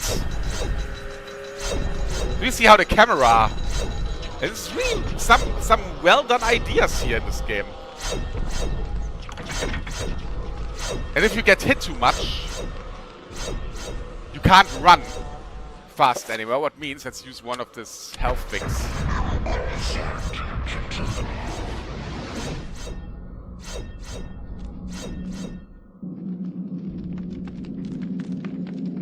Well, just make sure, M4, that you always have a high sanity. Isn't this the way? What the hell? No! This isn't really happening! What the fuck was going on? I have no idea what just happened. Ah, I think I got bigger. Or? I have no idea. Okay. Let's hope we found the exit. And Elia can finally escape from this terrible place.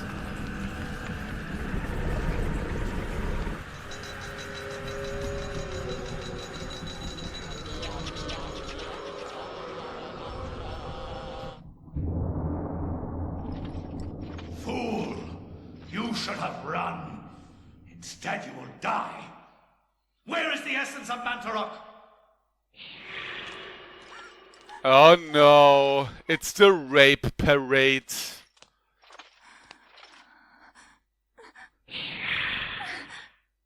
Where is it? I will not ask again, child. Very well, then. You will succumb to the horrors of oblivion.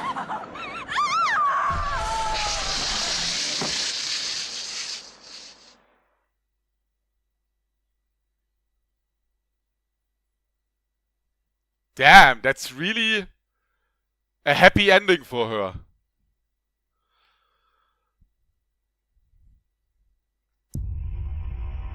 Well, ladies and gentlemen, unfortunately Elia did not find the exit.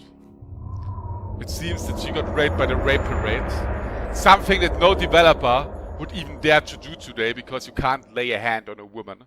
But yeah, as you can see, something enlightened here. And this is actually cool.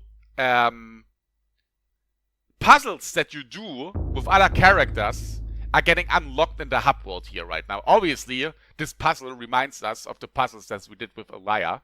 So, a small shrine of candles. Their placement appears to be very deliberate, corresponding to etchings on the table and illustrations upon the wall. Some of the candles have been lit. So, here, sun. What probably means I have to distinguish this and this.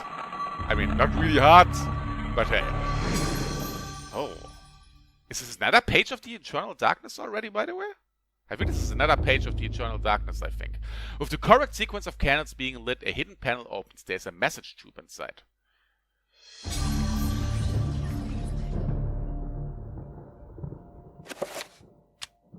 We check it. A leather-bound message tube, the kind used to transfer message scrolls. It appears to be unopened. There might be something inside. And of course we're gonna open it. And we found another chapter of the Tomb of Eternal Darkness, suspicious of conspiracy.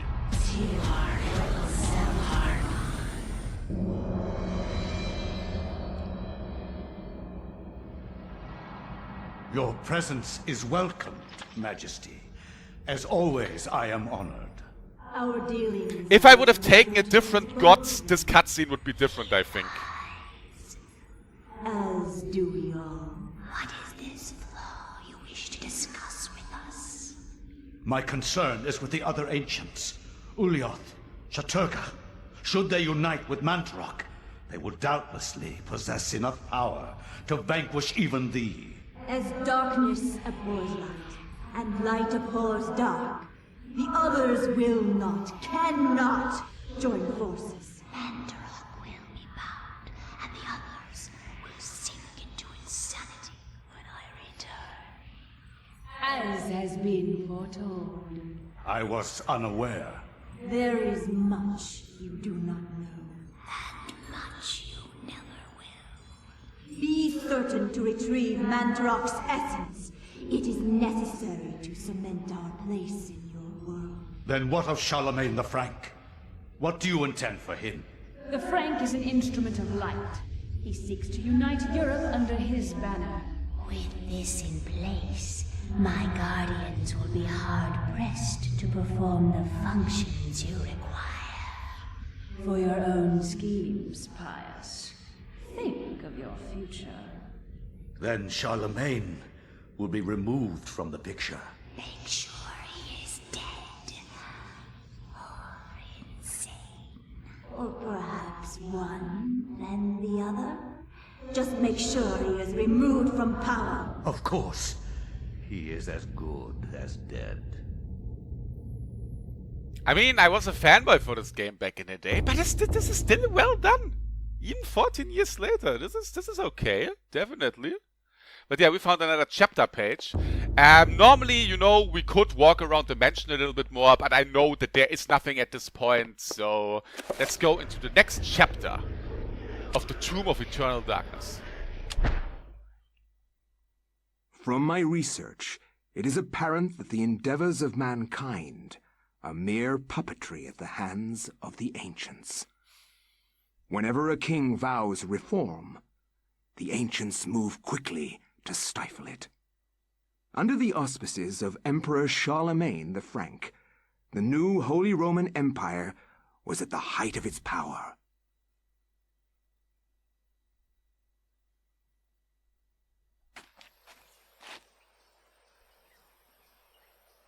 Hanc mit ad dominum et imperatorum nostrum, Carolum magnum Francum. Deliver this to our Lord and Emperor Charlemagne the Frank. No one but him must see it. They are words for his eyes only. At once.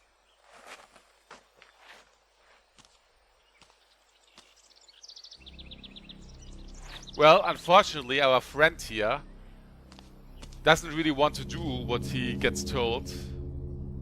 So...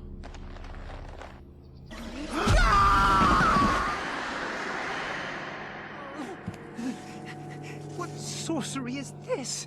A spell? I am bewitched. If this was meant for Charlemagne, then what will become of him? I have to warn him of this treachery.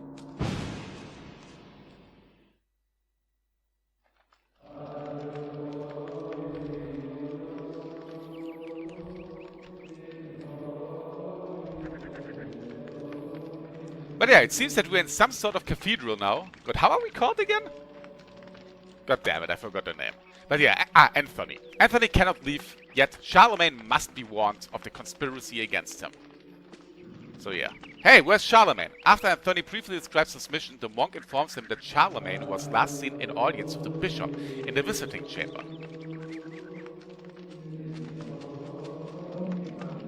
Yeah, even the detail that you hear them talking. If you're near the door. But unfortunately, only muffled voices emanate from inside the bishop's visiting chamber. However, the door is locked and Anthony will need the bishop's key to enter and get an audience with Charlemagne. It's not like that Anthony could just knock or kick in the door. But hey, it's a video game after all. But yeah, our goal obviously is to find the key. Let's see what the other dudes have to say. Anthony stresses his questions by the monks, feeling that he has trespassed upon sacred ground. The monk seems rather subdued, perhaps out of respect or perhaps out of fear.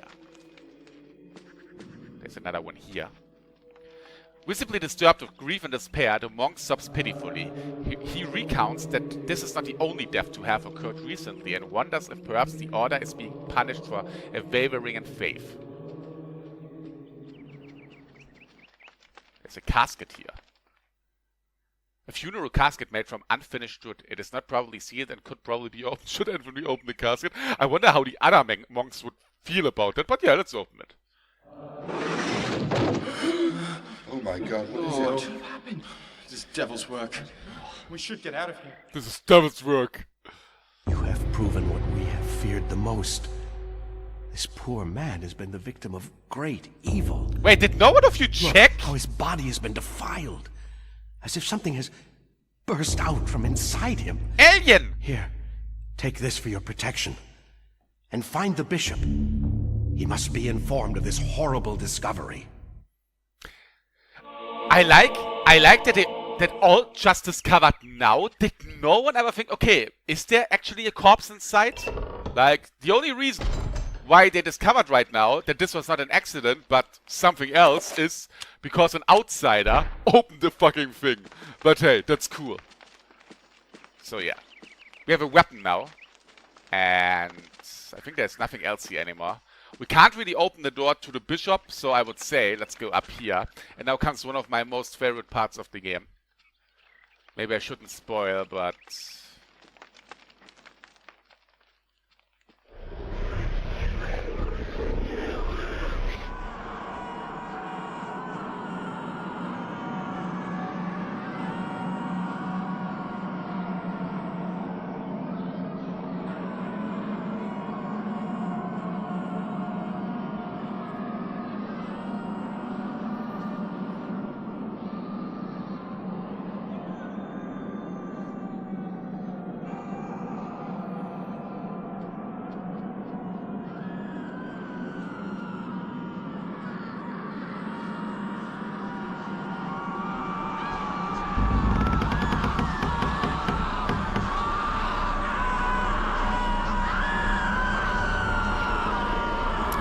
Greater than what appears to be a leathery hand lies a mysterious book. It is bound in human skin and intricately decorated with shrunken bones. It beckons and yearns to be possessed. Should Anthony claim the Tome of Eternal Darkness? Hell yeah!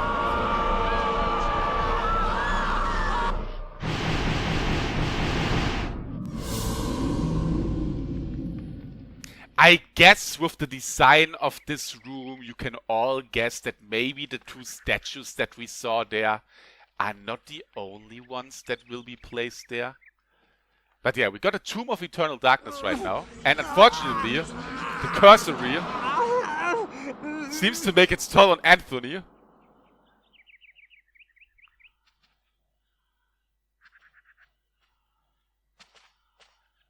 Oh, by the way, let's go here first. A mysterious gold medallion rests upon the desk. And welcome, ladies and gentlemen, to another feature of the game that many people didn't like for some reason because they are lazy people. We got a Circle of Power. And with that Circle of Power, well, the Circles of Power describe the amount of power that a spell will have. The more points within that circle, the stronger the spell will be. Spells are magical incarnations that enhance the character's natural abilities. There's a spell list in this game. We can cast, examine, and quick select them. Yada, yada, yada. We can make new spells. We can look at our runes. And we can have a quick spell menu. So yeah, pretty much. We don't have enough spells right now. But you can create your own spells. Well, not your own spells. They're obviously all predetermined. But even if you don't have a spell discovered by creating random spells with each other, you can create spells before you actually get them in the story. I mean, you don't know what the spell is doing. You will see that later. It was actually an interesting system. But yeah, we have a blue urn here that rests on the shelf. And as you heard, there was a little bit of a sound there. So maybe we should check out that urn. But unfortunately, our friend Anthony lets the urn slip and something, and it falls to the floor. We have the broken blue urn. And a magical rune, there we go. With our first rune. Runes are the key element in creating spells. By collecting and combining runes in different ways, different spells can be created. But yeah, we need a few more. I should play the Evil Dead games, M4. I think they were all bad. There was one on Dreamcast. There was a Fistful of Boomstick, I think on PlayStation 2, that used the State of Emergency engine. And I think they were all bad, all the Evil Dead games. But they had the official voice, so that was good. But yeah, let's continue a little bit more, and let's save.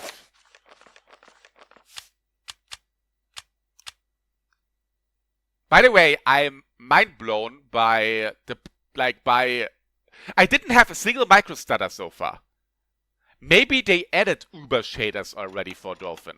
I'm not sure, but I didn't have a single microstutter so far. Or this game is just not as shader generation heavy. But yeah, this is the power of a PC, ladies and gentlemen. But yeah, amongst the tombs and manuscripts, a book brings attention to itself. Oddly pristine on the dusty shelf, it doesn't quite belong. Should Anthony move the book? Hell yeah. And obviously, every cathedral has a secret entrance to something. Do we have here? Bewildering array of books and tombs sorted neatly on a set of shelves, mostly books of a religious nature. They sit beneath a skein of dust as if no one has touched them. Well, no one's gonna read books in the year 700, whatever. I think this is 750. Again, I think I'm playing now for an hour already, and I sometimes bitch around how dark the game is. The game is dark at points. I don't know. I don't remember it being that dark. But yeah, as you can see, there's another symbol. Again, the fighting is not really gonna change. Like, if you think the fighting is terrible right now, that's pretty much the gist of it. The fighting is not really gonna change. But for... I should go for the hands, by the way. But for 2002... Can you please die? Okay, I'm gonna go for his hands if he doesn't die now. Die! Jesus. Okay, I'm gonna go for his... What the hell? Am I doing something wrong? There we go. Maybe I shouldn't have dodged every time. Okay, we found a magical rune, ladies and gentlemen. I need to finish enemies from now on. Like, the thing is, I want to show as much insanity effects as possible, but you can actually fuck yourself up pretty bad. So, let's see at the runes that we have. Oh, yeah, I think we can make a spell already. No, we can't. We have a 3-point circle of power, what means we have 2 runes. We need 1 more rune. God, this is dark here. Holy crap. Okay.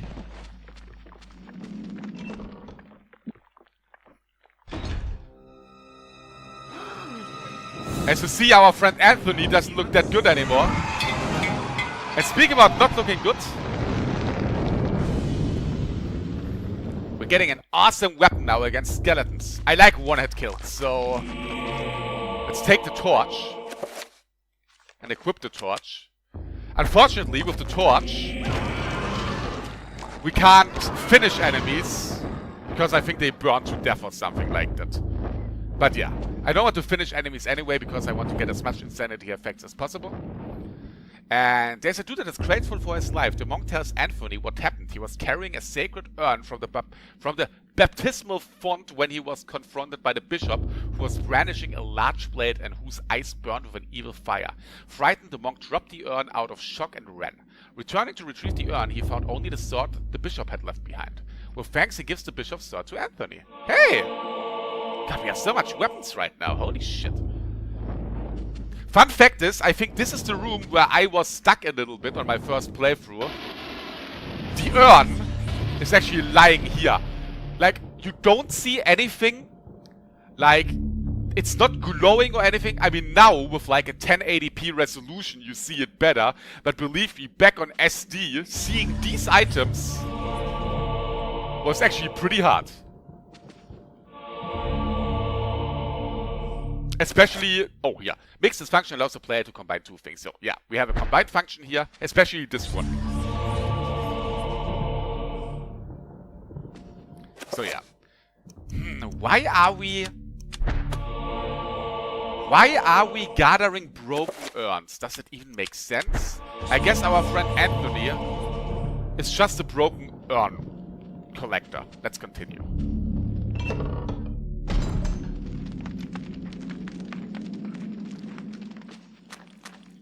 Oh, here we have a carved stone tablet. It's a magical codex, and these magical codex actually make you understand the runes that you collect. So here, maybe I can... No, yeah, I don't have that rune right now, but this rune is Magomor item, while I have no idea what this is and what this is. So combining spells will make a little bit more sense. If you... What the hell? Oh, did you see? I hit the wall. That was a pretty interesting feature too. That your hits, if you don't aim right, go nowhere. But we got another magical rune. And I'm pretty sure this is the rune that we just get the explanation for. We have item now and 2 question marks. But you know what? We're gonna try to make a new spell. We're gonna use this alignment. And we're gonna use this rune. And... this one. Hey, and we have discovered spell 1. But we have no idea what it does at this point. So, you know what I'm gonna do? Like all cool people. We're gonna use that spell that we don't know what it does. And we're gonna make it on a sword. Let's see what's happening. Okay. It seems we enchanted our sword. That's cool. We learn a little bit about the magic meter, but yeah. And here, this is what I said at the beginning. Depending on which god you take at the beginning, the game gets harder or easier. If I would have taken the blue gods, most of the time I would only lose the blue meter. If I would have taken the red gods, I would lose health on sight. And like I said, that's the reason why I took green, because green is the funniest playthrough. But yeah, if you want to play the game on the hardest way, you have to play it with the red god, I think. But yeah, we're still gonna use the torch though, because the torch is awesome. And... damn, Anthony! He's not doing that well. I wonder how he will end up.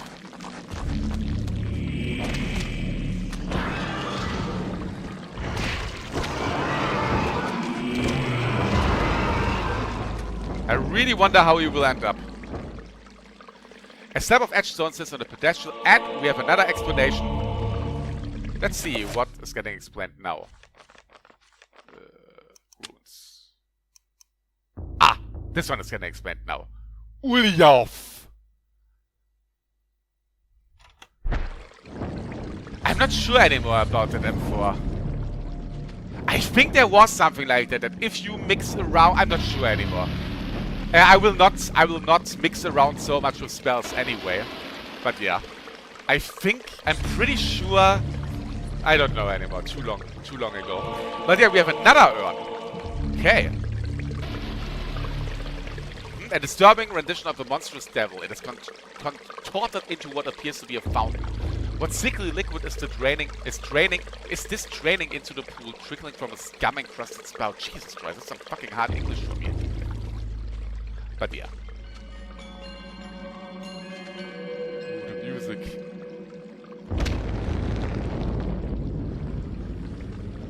Maybe I should save. Kind of like to save. I can't save. Wonderful.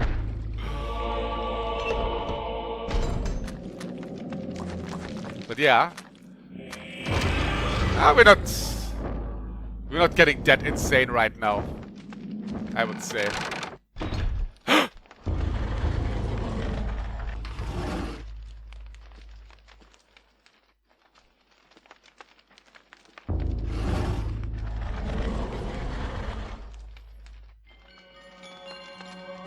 Well, as you hear the music here right now, din, din, din, din, that's actually because of the sanity. I think this is not a normal part of the level's music. Another tablet. And I think with that, we actually learned everything that we got in this level. And now the most important thing.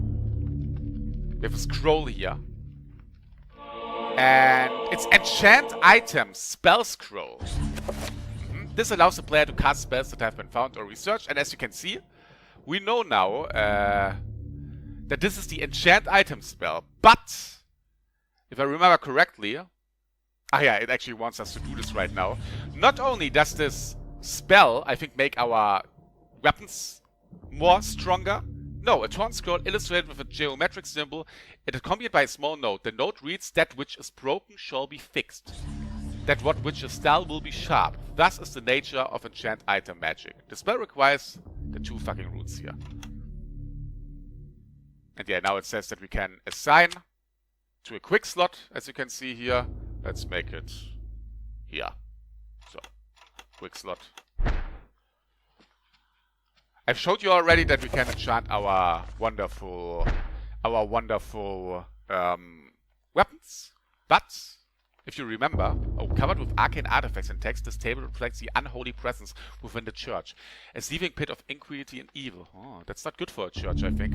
But yeah, we can fix broken things, so it's time to fix these urns.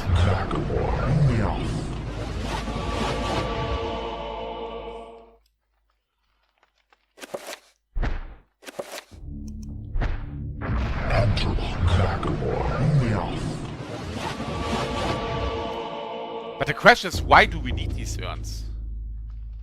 But yeah, here we have the bishop passed through the secret door. There's to be a way to get through it. Ah.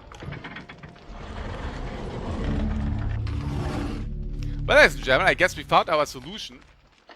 We should probably put these urns on here, but because Anthony looks like a zombie now, but is still really smart, we're gonna fill these urns first with that unholy water, aka sperm. I think the red one is filled already. So, foul-smelling fountain comes filled to the brim with rank fluid. It's a lot heavier right now. It has a foul odor.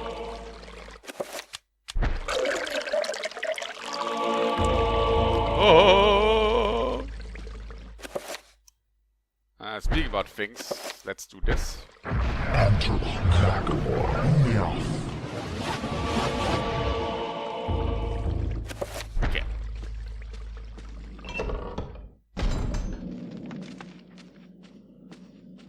and do this.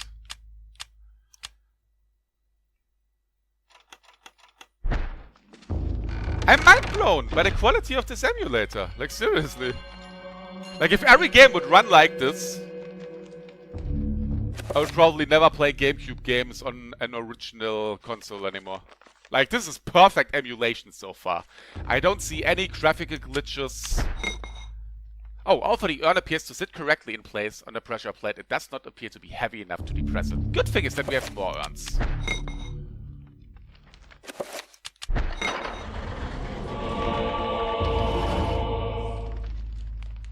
So. And let's see. We have to tell the bishop that some weird stuff is going on here. Bishop!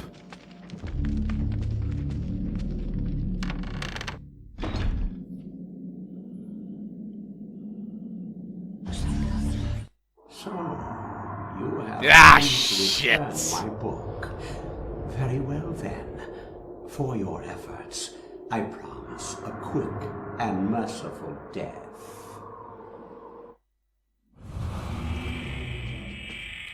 Good thing is, I buffed my motherfucking sword, and you will not have a head anymore. Boom! The problem is it good if I kill the bishop? I don't think it's a good idea.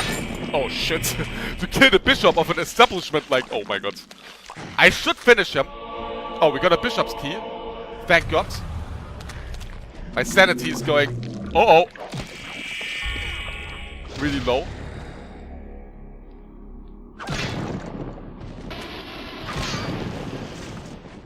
I need to finish a few people.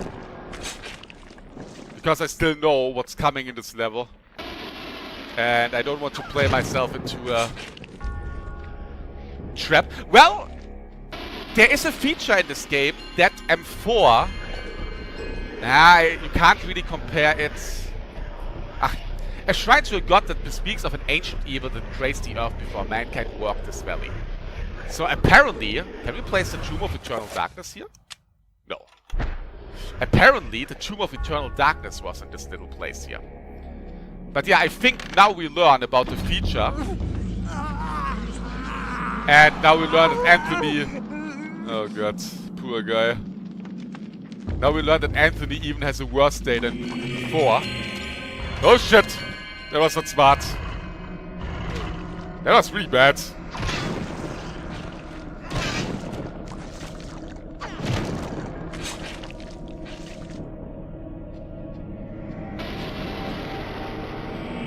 Okay, I probably should equip this one. When it kills for the win.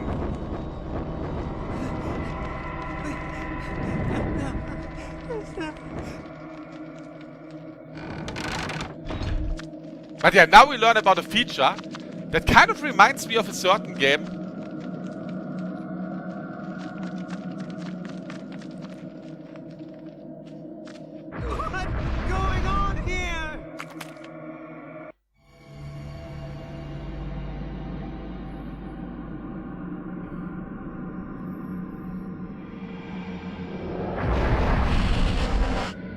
The Trapper Dimension sprawls in every direction, whereas in this place magic cannot be cast and humans are subjected to odd phenomena. The portals cycle from color to color as time progresses, and only the quick will escape.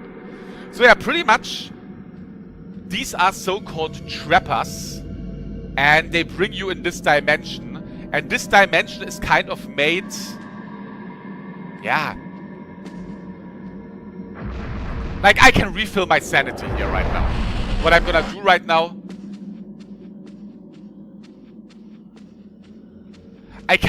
It's like... This reminds me of Prey, that if you die in Prey, that you have the chance to come back one more time. I mean, obviously, I didn't die. But it gives you the chance that if you are on a dead end, barely have health or whatever, that you can refill some health. But this dimension later on is getting filled with enemies, so you can still die. That doesn't mean that this is your unlimited health continue thing. You actually want to avoid this dimension later on. But yeah.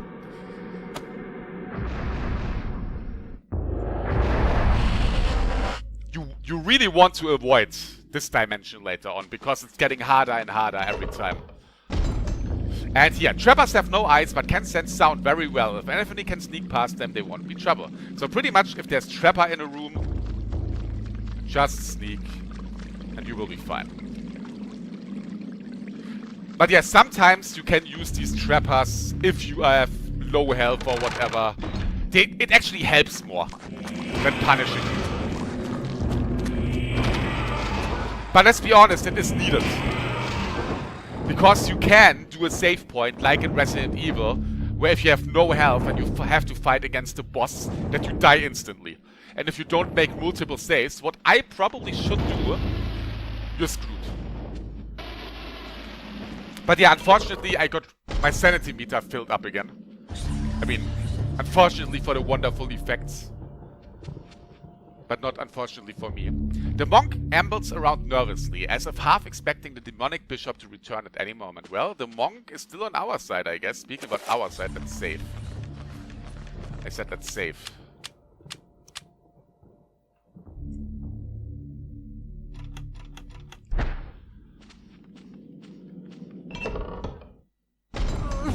Oh shit! Damn! I mean, there's a lot of detail here. I mean, look at this, the detail. Do you see the detail? He can't look in the light anymore. The fire. Do you see that? He is covering his face from the fire, because the fire, because he gets undead. It's so much detail in this game.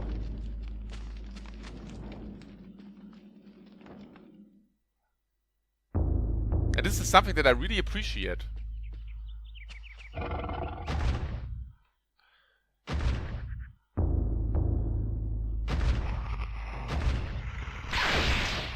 Oh shit.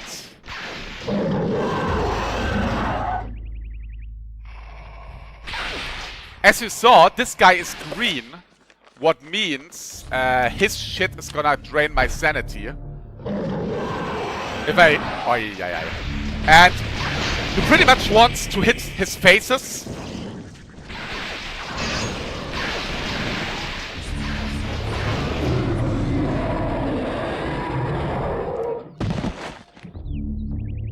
I should have not refilled my sanity. I thought this fight was... Oh, here, blood on the walls again. I thought this fight was a little bit harder. But yeah. But don't worry, I said he only drains your sanity if he actually hits you. You still lose health. It's not like that I first lose my sanity and then my health. I can lose health at this point if I get physically hit. But yeah, let's continue. And as you can... Here, look at this. I have full health, but I can't run like crazy anymore because he is practically dying. This poor dude is practically dying right now. But yeah, I think I should get the torch out one more time. And again, the details in this game, it is crazy.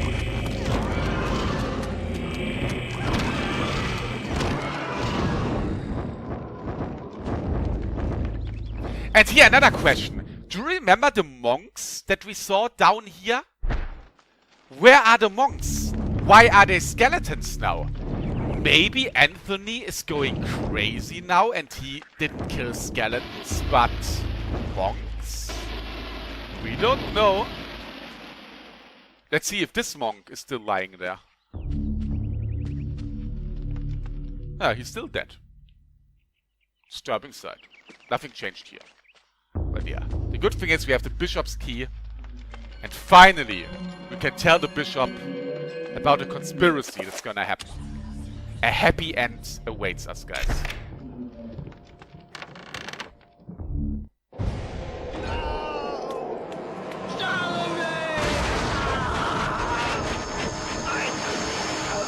I mean, not the bishop, but Charlemagne, but yeah. You are a fool for trying to save him, Anthony. His fate was decided many centuries ago. Wait, Colonel? The fate of this world. That's Colonel! Despite your faith, there is little to save you from the power of Xel'Nath. Ah. That was the Colonel from Metal Gear Solid. I think. I'm not sure. Well? The power of Xella, whatever. Damn! We played with 3 characters so far. And all of them had a bad ending. I wonder if this is a common theme in this game. But yeah. So, I think, first of all, it's time to save.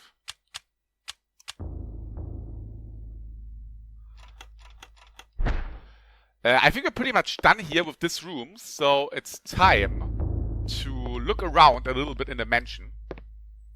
The cool thing is you always know kind of what, nah, not really, but the puzzles that you learn, yeah, of course, the puzzles that you do in the main chapters and learn in the main chapters, you then can do in this world. If you remember, we have a broken key. So, let's just fix it.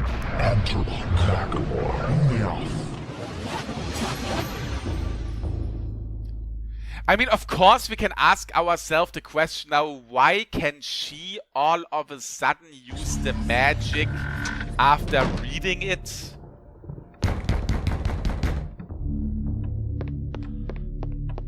Someone is knocking on the door, and I'm not happy about this. But let's go to the 2nd floor, guys.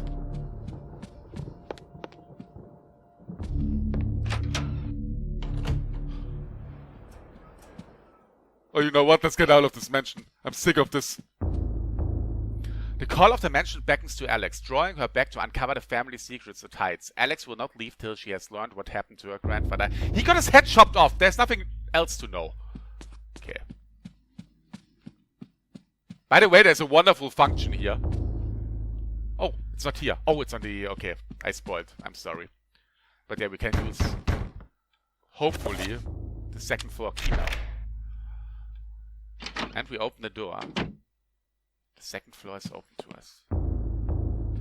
Oh, blood guy. No, is that blood? No, that's not blood. That's a broken... I thought it was blood. Is that blood or is that holes in the carpet? No, it's probably holes in the carpet, not blood. Oh, hey dude. You have any business with me?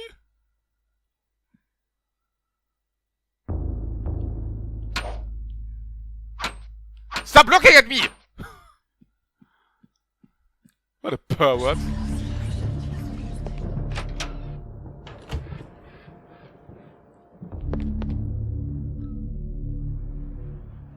Pictures that we can barely see. Oh, we get some 38 revolver ammunition. Good thing that her grandfather was like that. Alex questions the presence of a lush landscape amidst these other morbid pieces. Could it be a single ray of hope encircled by the encroaching darkness? Oh, look at this. One of the drawers in the dresser curiously has no keyhole. In its place is a small triangular design flanked by a magical symbol. Oh, look at this. It's green and this symbol. Do we have that symbol already? I mean, we don't have green so far. And we don't have the symbol. So we can't really do anything with this drawer right now, I think. Ah, look at this toilet. Oh, we found a journal of Maximilian Roivers. That's good. With a disgusting toilet that no one has cleaned for ages.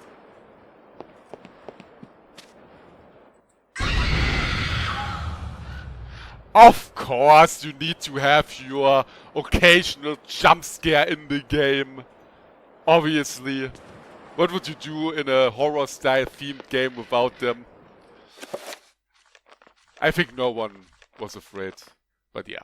Part 1 of the journal. Everything that brightened my life now engulfed me in darkness. I fed on the light of truth, yet starved on the shadows of lies. This is some really good writing there. I have learned through my lifetime, but no less than a newborn baby. Let's be honest, that's some really good writing there. Okay. I wonder if that was Jesus Christ. That startled me. I wonder if that scene... Can you stop looking at me? Jesus. I wonder if the bathroom scene is some foreshadowing. Let's see what we have here. Got so many rooms in this mansion.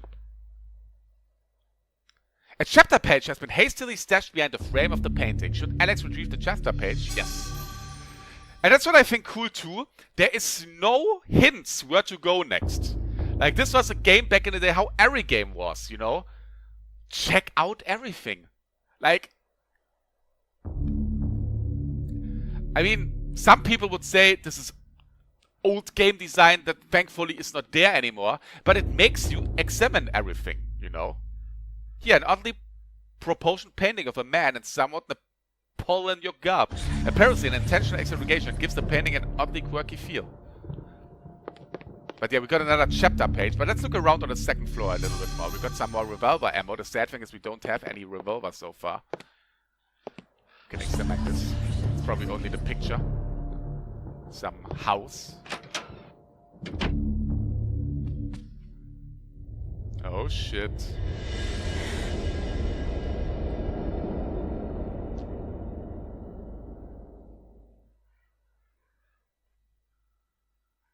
Well, it seems there is something here. The wallpaper in the section of the hallway is oddly marked. As though the wall it sits on is not even with the rest of the room. Unfortunately, I think we can't do anything with it right now. But yeah.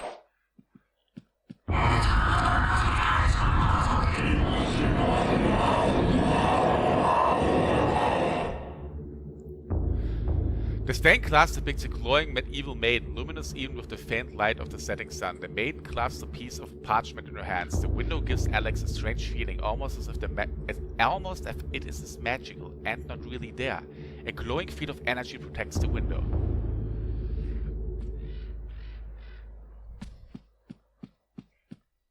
And I really love the details that if there is something interesting, she looks that way. Yeah. She looks that way now, because we can look here at this painting. And she should look... Does she look at the door? No, she doesn't look at the door, I think. But yeah. Yes, she does. No, wait, what? But yeah, the character always kind of looks where there are interesting things. And for back in the day, that was a lot of detail. But yeah, let's go into this door. But unfortunately, it's too dark in here to do anything. Okay, let's not go in here. Well, I would say let's read another page of the Tomb of Eternal Darkness. Dreams. Modern psychology offers only unproven theories. Some see them as the meaningless tossing and turning of a brain settling into a restful sleep. Others see them as laden with symbols of our unconscious desires. To still others, dreams represent the upwelling of the archetypes, normally hidden deep within the recesses of the human collective unconscious. Of one thing I am certain. After a brush with the ancients, our dreams metamorphosize into nightmares. It's the Prince of Persia! I think this guy is called Karim.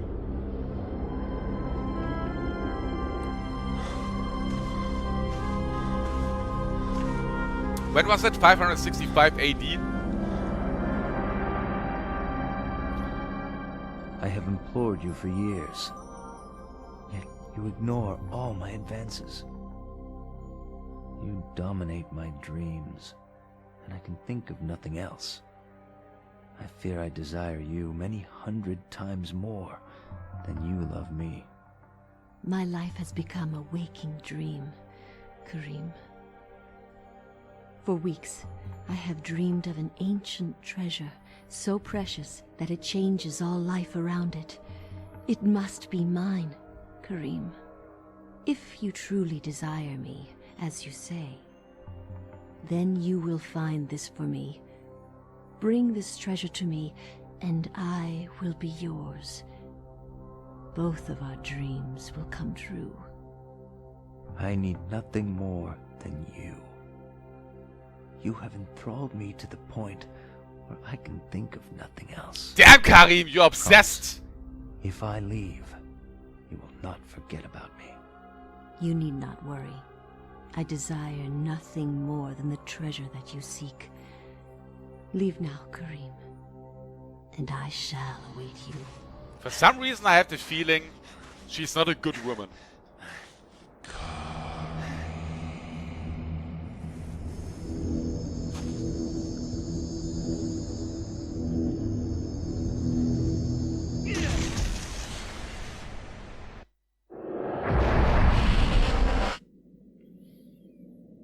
Yeah, welcome to Karim's tale. If everything goes well, he will get rewarded with a happy ending and a woman of his life or something like that. But yeah, unfortunately, we have bad people here already. And if you remember, that desert looked familiar odd with that desert where our friend Prius went in. A man's corpse lies fallen. Wounds cover the exposed flesh of his body where his armor has failed. And music is so good in this game. But yeah. Are these? What are these? Mattresses?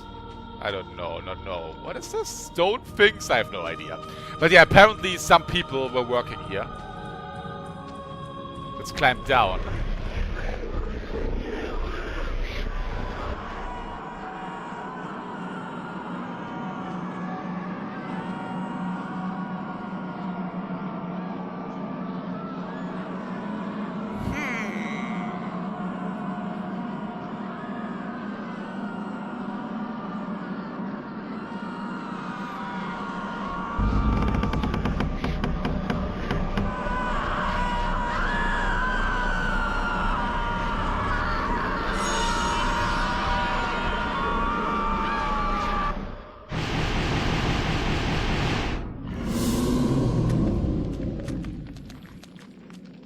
Come on, Karim, show us what you're made of. Oh, he's so tiny, so cute. Again, mostly you don't have to beat enemies, but I at least want to chop off their heads because it's so much fun. So, I think we chopped off all the heads. You can all play with yourself right now. Let's get the fuck out of here. God, this is dark. I think I'm saying that all the time, every 30 minutes at least once. Could have put the brightness up way higher already, but yeah.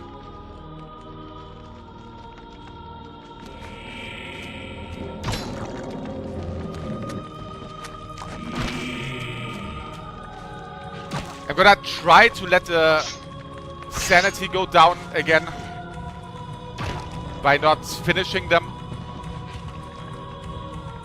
But yeah, a statue vaguely resembling a man stands atop a low pedestal. Let's pick it up. Again, normally you should finish them.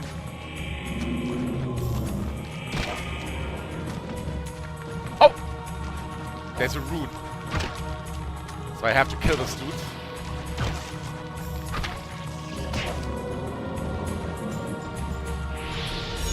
Found a magical rune. We don't know at this point what it does. I could combine it now with different stuff. Can you piss off? Okay, just run away.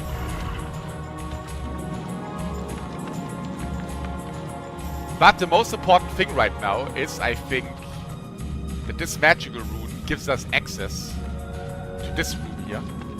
Or to this point. As you can see here, we have 3 pressure plates. Well, it's pressure plates. We find it out when we stand on it here. Something is gonna start burning. So obviously, I'm gonna place one statue here. But unfortunately, we're one statue short. An arcane shrine dominates the room, braziers around its edge, while a larger one tops its summit. No doubt each one would be filled with incense to bestial prayer to insidious deities. Oh my god. Hard English is hard. I think it's the way that we have to go. Wait, he looks... Ah, we can probably take the torch. If he would have not looked there, I probably would have not taken the torch. Nice little detail there again. Sick. Someone is calling our name.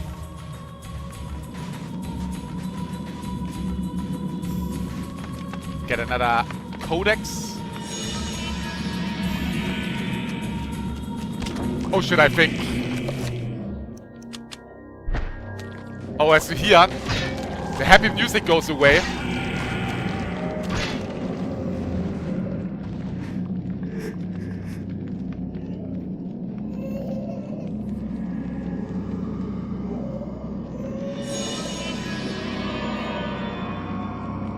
I have to get a little bit back.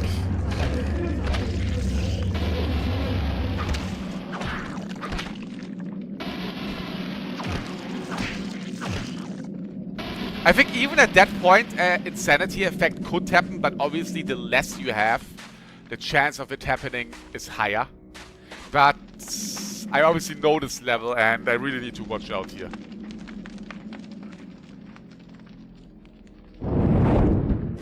So, let's use the statue here. And go up here. But unfortunately, we're getting greeted by trappers. So let's not trigger them. Go away, please. The shrine has risen from the floor, exposing what appears to be a lifting mechanism. Should Karim use the device? Yes.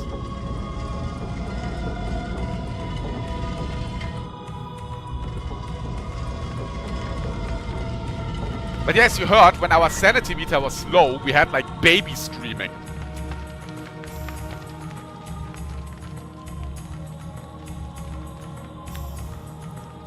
Some more dead people. Even more dead people. Lying in a pool of cold blood is a dead soldier. He is the victim of an unseen battle. Perhaps this man died from the claws of the monsters of this place. It is difficult to tell. The cool thing is, our friend Karim likes to dual wield things.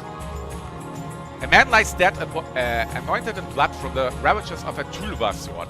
The wounds deep and numerous seep fresh blood, precise yet powerful, the result of a man's actions, not a monster's. Should Karim retrieve the Tulva? Hell yeah, and now we have like dual wield action going on. Because Karim is a badass.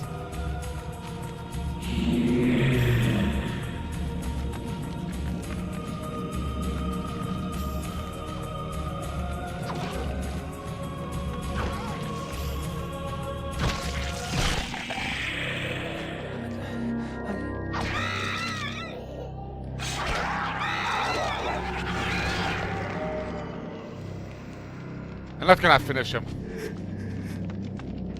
Let's have some... Do you see, I lose health now. Now because I'm out of... sanity. Every time I encounter an enemy right now, I lose health. Oh shit, I don't want to go out. This is why I don't want to play it all the time. With low sanity. Oh shit.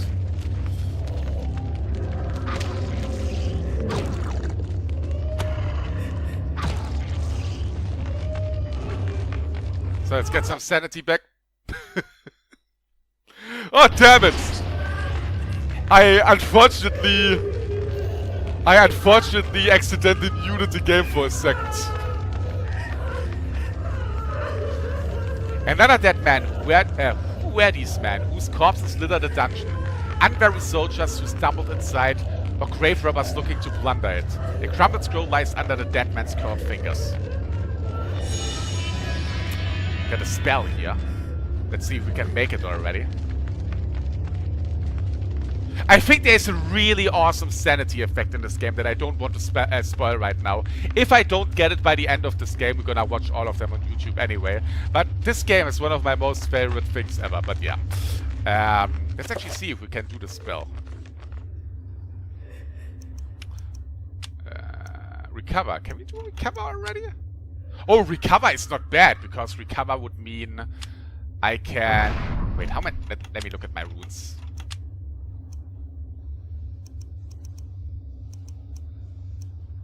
No, I don't think that I can do recover already. But yeah. You probably remember this room here. A little bit. And the crying is a little bit disturbing. But yeah. A metallic plaque replaces the lock. A colored sigil is engraved in the metal above a white slot. The slot appears to be wide enough to insert a large plate. Okay. Let's go here first. I really need to watch out, like seriously.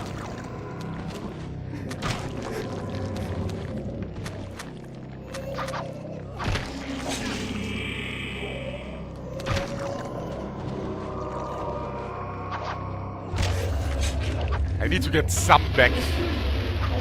Otherwise I really get a problem.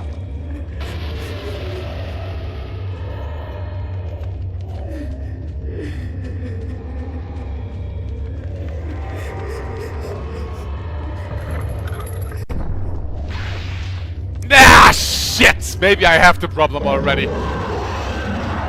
Did I save? Can I go? Okay. Let's save before this.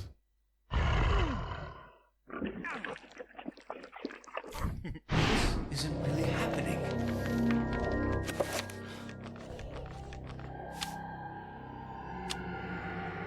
Fuck! I can't save. God damn it. Ah! It's a trapper! Can I save somewhere, please? Okay.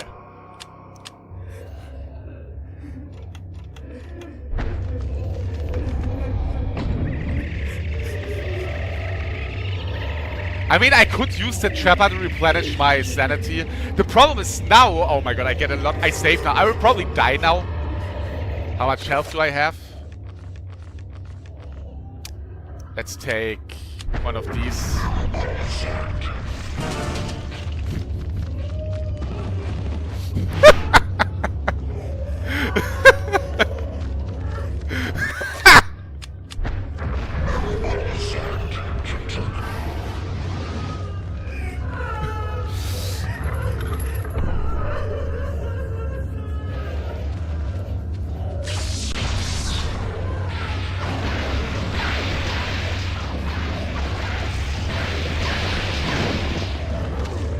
Okay, this one is only... Okay, that's not bad.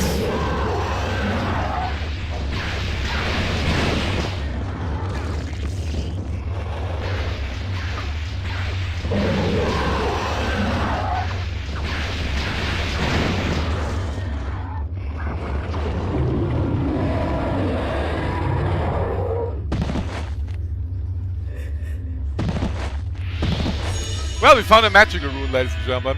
And for the sake of me being able to finish this level, I have to get some of my sanity back.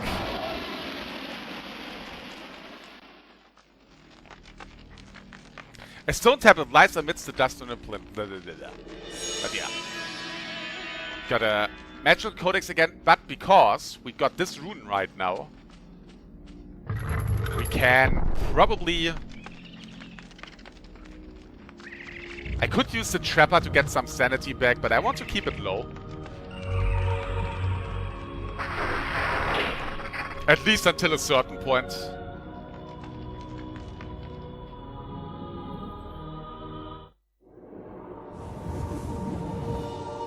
My dear Alex, I will always be at your side. There are times when insanity takes hold, and nothing seems right. During those times, I will help you. Fear not, for I will keep the darkness away. This isn't really happening.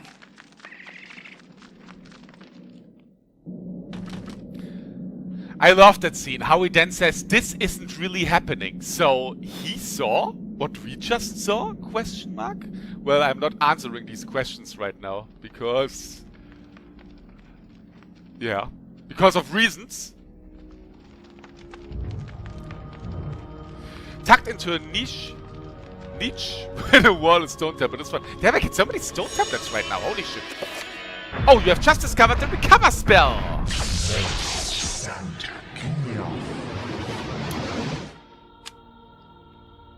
I could have, and here, that's what I mean. I could have discovered the recover spell way before already. I didn't randomly try it out now because I knew I will get a spell. But I think at the beginning, like when I got the first runes, I could have tried already to get that spell. So again, you can get certain spells before the game actually wants you to have the spells. And the recover spell is pretty cool. Unfortunately, at this point, it's useless because the only thing that I can recover right now is mana. What means I use mana to recover mana. As you see. Because I only have the blue alignment right now. So yeah. You probably remember this door. The H ceiling has collapsed, creating an impassable pile of rubble that blocks the doorway. Let me actually save, because there is something coming in this level that I think was pretty tough, especially if you have low sanity.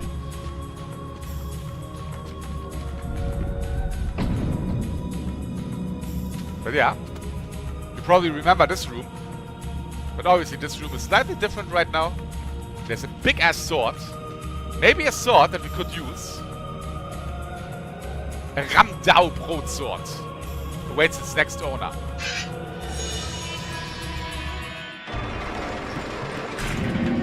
But of course, if we take something that precious, the forces of evil. Alter, okay, this is really bad. As you see, I lose health now. For every time an enemy looks at me, I lose health. So I need to get some sanity back. That's not much. I mean, only new spawning enemies. It's not like that I constantly lose health now. But yeah, let's get some health back. Sanity. I really wish I could play the game completely with the sanity meter down. But as you see, it is kind of risky. Wait, it wasn't Anno. Especially because I'm low on sanity again now, I think. Ay, that's not good. Let's actually use the healing thing.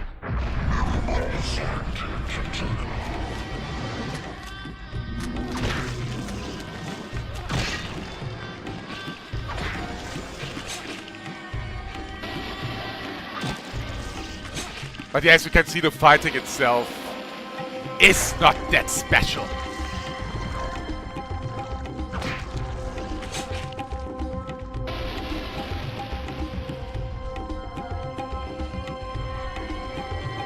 And again, the camera is only so weird right now because my sanity is down so much.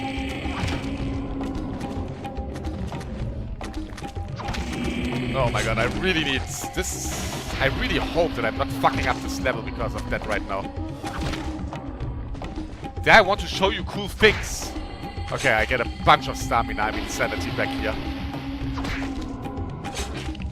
I think I can spoil so much already. For the last part of this level, I need to have full sanity anyway.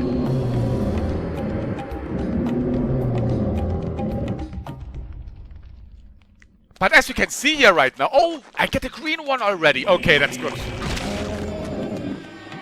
Oh shit! Whoa.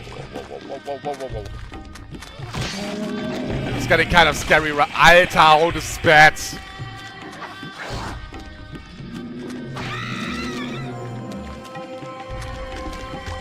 I don't want to get hit by these.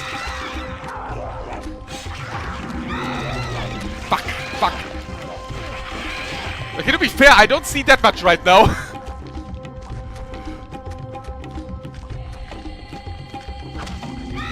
Okay, get some sanity back. Where's the other guy? Oh, I think I killed him already, okay.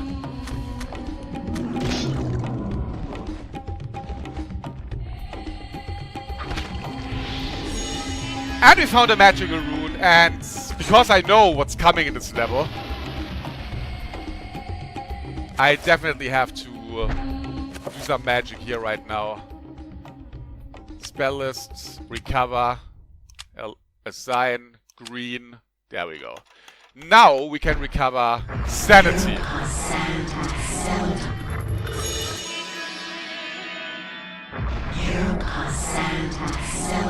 I really want to keep it down, but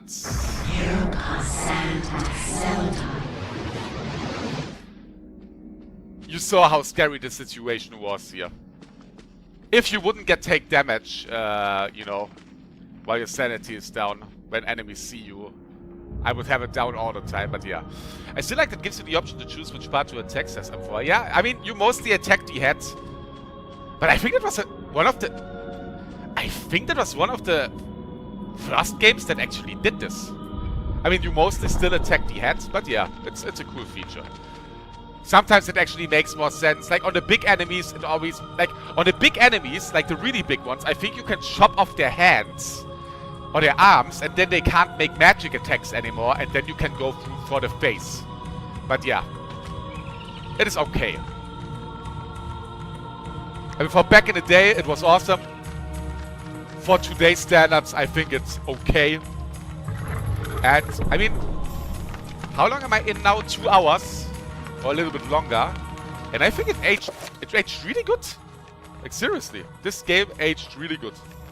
And now, it actually makes me sad that this company, you know, that made Eternal Darkness, now called Precursor Games, lost all their credibility and will probably never be able to make a spiritual successor. I like the game as much as I liked it back in the day now. It's still really good. And it gets better, especially story-wise and twist-wise. But yeah, enchant item. We have to enchant a big sword probably now. Probably this one.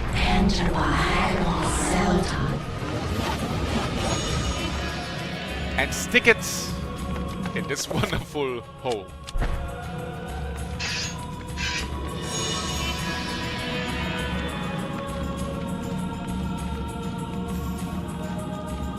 Thank you, M4, for keeping the chat alive.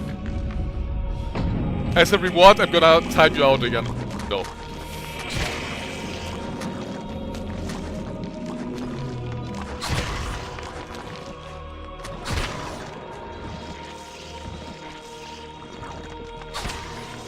I really want to show some more insanity or insanity effects, but again, there's a part in this level that I think was really hard. Maybe it wasn't. Oh, we're actually there soon, I think. Yeah, let's go up this ladder first. Oh, trappers. If I remember correctly, there's an important item here, as you can see. But let's make sure. Ah. Don't hit me, please. A ruby effigy stands up on the pedestrian standard in the room. Kind of looked like...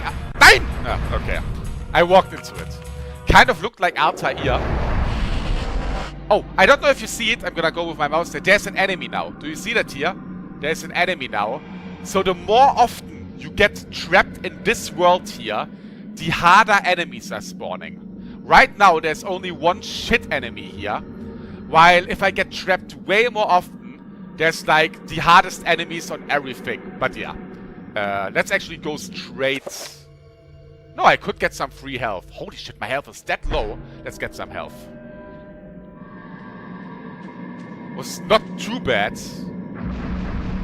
that I actually got trapped here. I didn't... Completely forgot that I have that low health. Oh! Piss off. Okay. But yeah, the more often I think you get into this dimension, the harder it gets to go out again. I don't know if it's level specific or if it's by how often you go in. I'm not sure right now. I think it's how often... I mean, I could try it out. I could try it out if there's more enemies now. You know what? Let's try it out. Yeah, you see it? Look at this. There's a big dude now that starts attacking me. Absolutely wonderful. Let's get out of here. Okay. Let's just get the fuck out of here.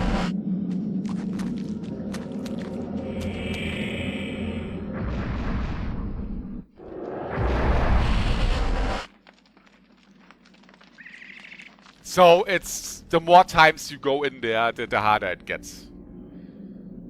But in the end, you can still go game over. While the first one is giving you pretty much a free refill of something, it gets harder and harder. So you really don't, like, over the course of the game, I don't want to go in this world anymore. But yeah, let's see what we have here. Along the length of the corridor, the ceiling has given way and collapsed, littering the floor with debris. Should Karim climb over the rubble? Hell yeah. Oh god, there's a bad guy again. Is it blue? No, green, fuck! I mean, I can recover now, so that's not too bad. Wait, was it a one-hit kill? Holy shit, that sword is awesome.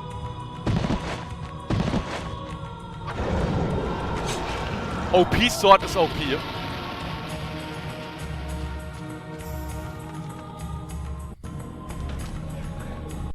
Oh, there was a stutter.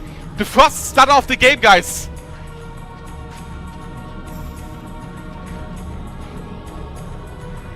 A blasphemous sculpture made from human skin and bone. A trestle of bones is cradled within the shrine, like a nightmarish bookstand beckoning to be used.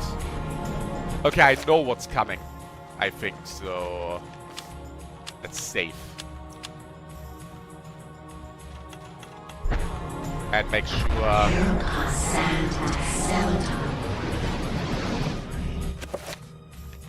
Let's place the Book of Eternal Darkness, or the Tomb of Eternal Darkness.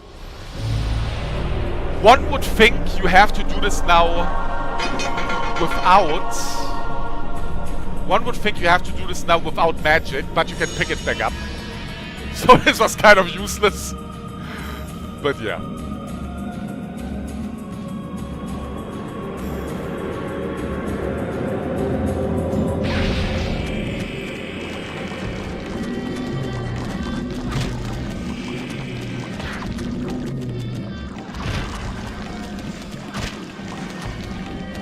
This will take a while now. Probably, game design-wise, not the best idea.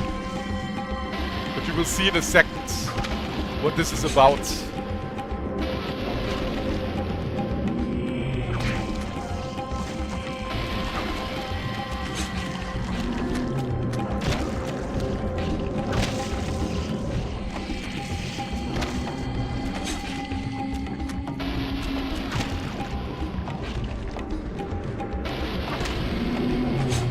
I had this harder in my memory.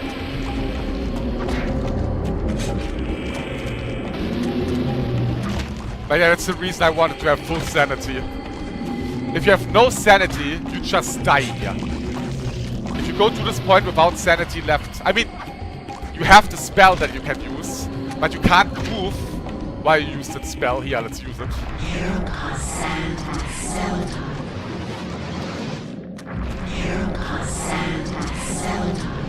Okay.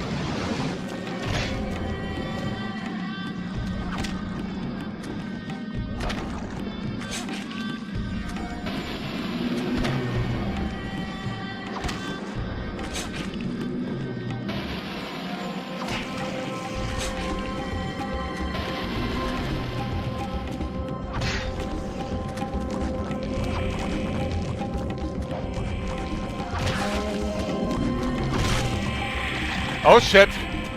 We had a spawn here.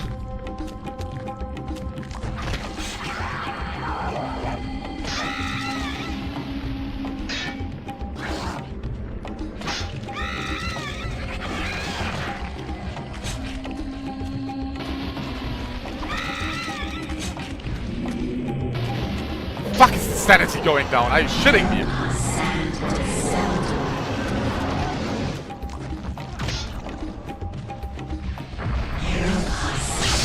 Oh shit!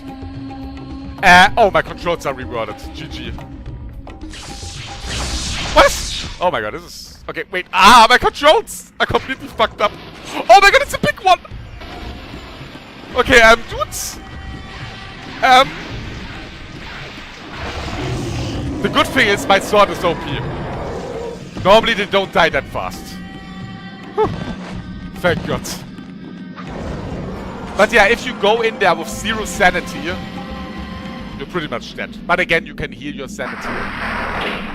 And with this... Is this the treasure that she wants? Will Karim be finally able to get a woman of his life? Let's see. Shaped like a delicate dome, a pale blue statue floats gracefully above the pedestal. Should Karim claim the artifact? Yes. Hey, first happy end, guys. Karim. We will be together forever. Chandra?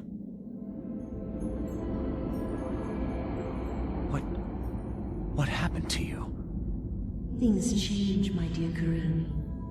But even though my body is ravaged, I await you. Who did this to you? You were gone so long.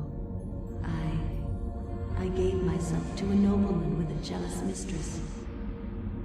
She had me dragged from my bed, and in cruel revenge, flensed with knives. As the last blades were drawn across my body, and my blood cooled upon the floor, she cursed that I would only be with another in death. So much for thinking only of me. I should never have left. I have seen my folly, and have already paid dearly. I see so much more now. In death, I know the true value of the artifact which I asked you to find. And it is not for us to possess. If we are to be together again, you must make a sacrifice. No! Only I'm when going! that is complete will we be together. Yeah, I don't care. Sacrifice? Why should I do anything for you? You lied to me. Betrayed me. And you really don't look so good anymore. You must forget the past.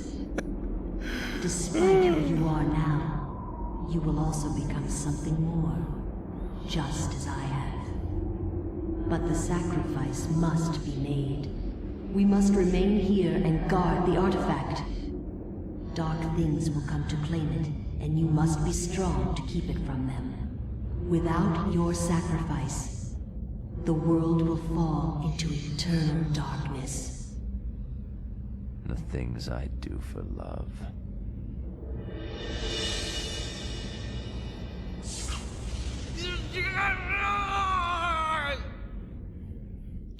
Damn. I mean, I guess people that hate happy endings will have a lot of fun with this game.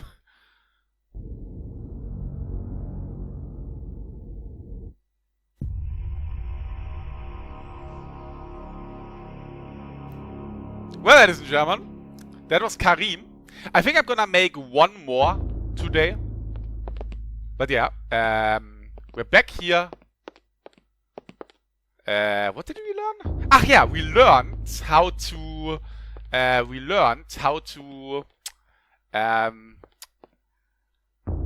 enchant our swords or whatever.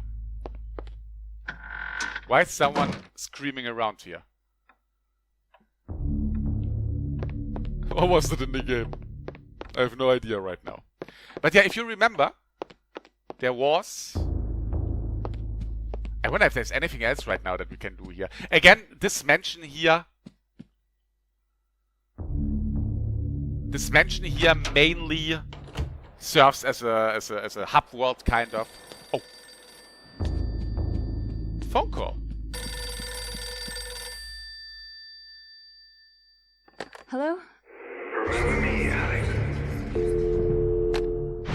can't be happening! Okay, maybe she's going a little bit insane too. But only maybe. Yeah. I think it was purple before, but now for some reason it is green. So it's time to use our wonderful spell.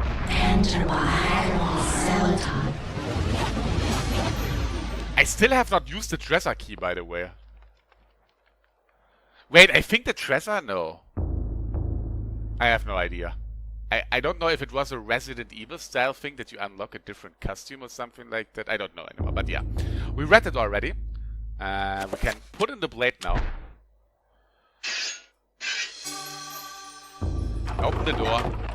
And not only that we see a rat here. There are pantry contents, there's a spice jar with a scrap of paper hidden inside. And yeah, of course, we put a piece of paper in a spice jar. So let's check it out. A firmly sealed glass spice jar, the faint aroma of Arabian spices is tantalizingly emanating from it. There's a piece of paper inside it. Arabian spices. I wonder if that has a connection. Let's open the jar and we find another part of the Tomb of Eternal Darkness. And our friend Pius has something else to say, I guess.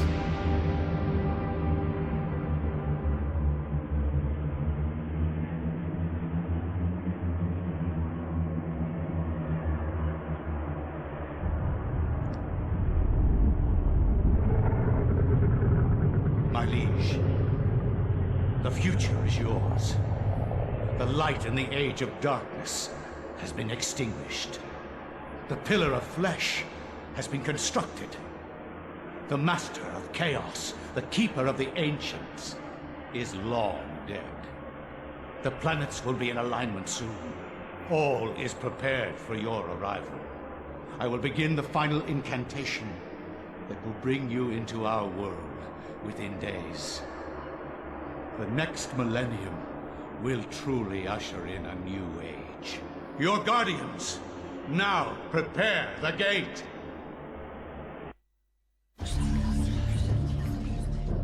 Don't need a spice jar anymore.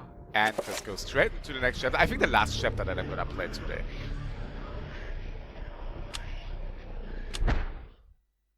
I will not argue that I was shocked by the sudden mention of one of my ancestors, the distinguished Dr. Maximilian Roivas. It chilled me to my bones. Where had this ancient book come from? How had my ancestor stumbled upon it? I feverishly began to read more, eager to learn his story.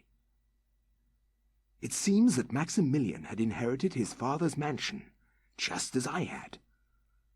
Alone since the death of his wife, and since his children had their own adult lives, he explored the house to discover his family roots.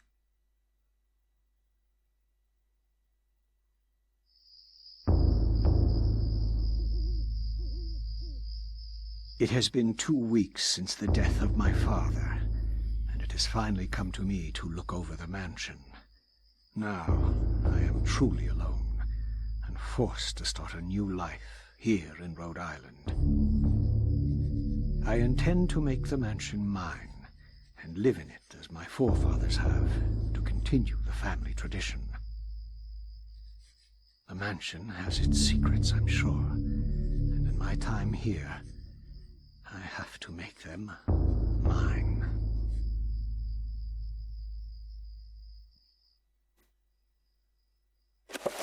Well, about you are a sucker for playing on original hardware rule fun time, the Wii is an original GameCube pretty much. So, yeah. If you have a Wii with GameCube support, the Wii pretty much is a GameCube. It goes in, like if you play GameCube games on a Wii, it clocks itself down to a GameCube. And I'm a sucker for original hardware too, like seriously. But if every game performs like this game on this fucking emulator, I will probably play all my GameCube games from now on this. I'm stunned. Not as, like, we had one micro stutter so far. I'm stunned what this emulator is doing. Like, I'm really stunned about the quality of this emulator. And I could even make the game a little bit better looking. I could make, I don't know, anti-aliasing on it. Like, I'm really stunned with the 5.0 version of this emulator. Like, seriously. But yeah, welcome to Maximilian. I don't know, what was the date when it plays? I think we can see it somewhere. I didn't check out the date right now. Oh, some pistol ammunition, ladies and gentlemen. And look at this, guys. Holy shit. Gonna have some ranged combat now. But yeah, let's look around the house. It's pretty much the same house, I would guess. Some wonderful pictures here. And let's see what Maximilian will and can uncover. By the way, I think there was something here. A desk cluttered with notes and writs, mostly business to do with the Roivas estate. Wasn't there something here? No. Do I have something in my inventory? Medical journal. Maximilian's medical journal used to take notes on medical and pathological analyses.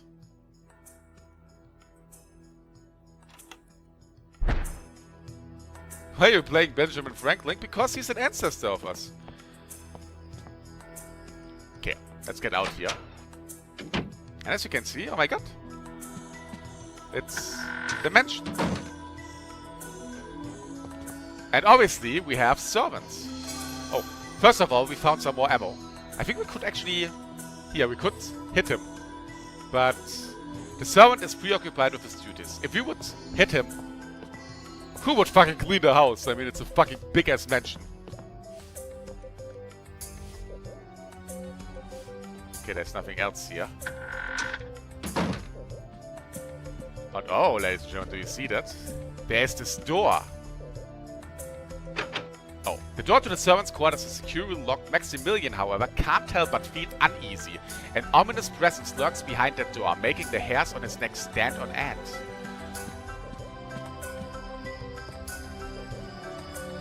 A stained glass window, resplendent with bright colors and exquisite workmanship. There is something odd about it, perhaps the curious detail of its shapes and content. Okay.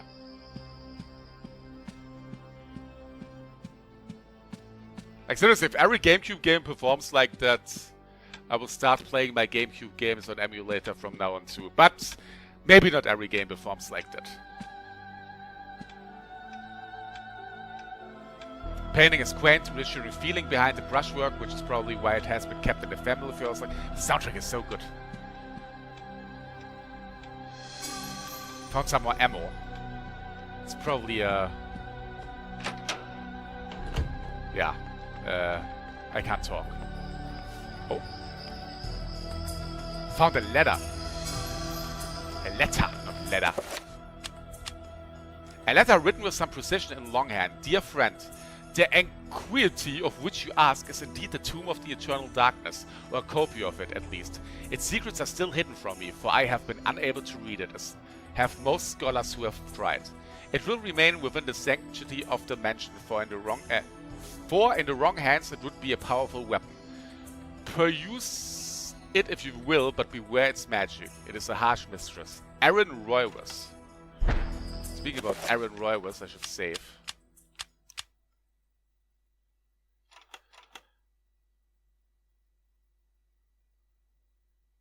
Yes, GameCube is region locked. Oh! Oh, the servant mutters under his breath, not realizing that Max is nearby. He appears to be distressed at his lot in life, working all the time. Well, that kind of sucks. We have another stone tablet here. That explains us some shit. Can you let me go through here, please? Or I'm gonna shoot you in the head. Wonderful picture here of an incest family.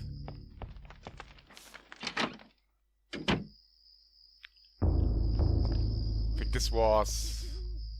The mirror's grim reflection returns Max's questioning gaze. His face wracked with sleepless nights and a strange gleam in his eye hint at a glowingly odd demeanor. Oh, I think that's the toilet. Well, ladies and gentlemen, the toilets back in the day were a little bit different than when we played it with Buffy. Plumpsklo, ladies and gentlemen.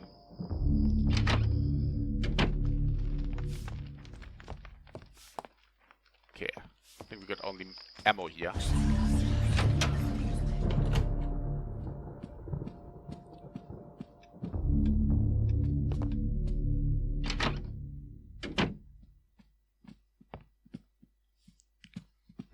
This dude probably is really rich with that many servants. Oh, look at this, we can look down here. But we can't talk with her. I think it's a her. Some more. Jesus Christ, how many servants does this guy have?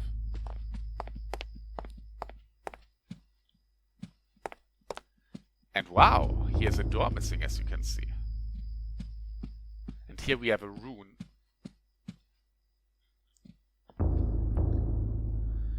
The wall is decorated with a colored triangular design. Although Max has seen this particular embellishment time and time again, its significance still evades him. Here we have an interesting picture. Red, green, blue, and in the middle is purple. Well, we can all guess what this could mean. The smart people would say this is like scissors, stones, paper or whatever. The not smart people will be stuck here for like 2 years. The illustration features a collection of strange line designs related to each other in a cynical manner. There appears to be some significance to it, but it isn't particularly evident. So I would say right now, red dominates over green, green dominates over blue, and blue dominates over red. Something like that. Unfortunately, we don't have red so far. Kinda sucks, doesn't it?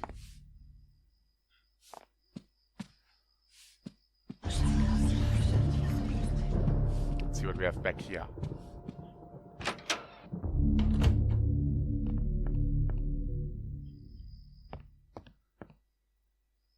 Nicely placed stuffed. Another dude here that we can't talk to. Oh, here's the point. Okay, but...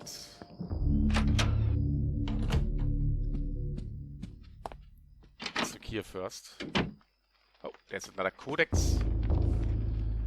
Obviously, you have stone tablets sitting around in your... what is this for a room? I don't know. Where you eat. Some more pistol ammo. I wonder if we will ever use this pistol ammo. I mean, there's a lot of servants here. God, Jesus Christ, how many servants does this guy have? Whilst going about her duties, the servant casually remarks about a strange quality hanging in the air. This odd comment makes Maximilian feel like something is quite amiss. Why would she say that? Because maybe she's not happy with her life? Because you abuse her all the time? A pump handle.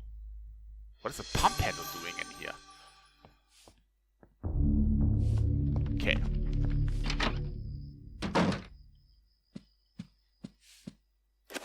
Let's save. Every time when I save, I think you can know already that I think something is coming where I could have problems with. God, I'm a terrible spoiler. No. Let's go here. There is something written beneath the image. When darkness spreads, it swings before my master. Greatest foe, the path to the truth will be opened. Wait, what? When darkness spreads, it swings before my master. Xelotav's greatest foe. The path to truth will be opened. Okay? What is darkness? Spreads before. It's red. Because red beats green. There we go. To be honest, I don't know what happens if you do it wrong. I don't know if it's a one-hit kill. I think you just get hit by fire and lose a little bit of health. I think you don't die instantly. But yeah. Oh, another pistol. People like to dual-wield pistols, I think. Ooh, look at this. I think we still have to reload. Oh, sword. A cold scroll of aged parchment sits atop a stack of dusty books. It is covered with strange diagrams and writing. We have to reveal invisible spell scroll. But we can't do the spell so far, I think. Get a saber here. I think I want to equip that saber for now. Shopping hats is always a good idea. There's the Tomb of Eternal Darkness. I think it's time to examine it. Should we pick up the book? Yes.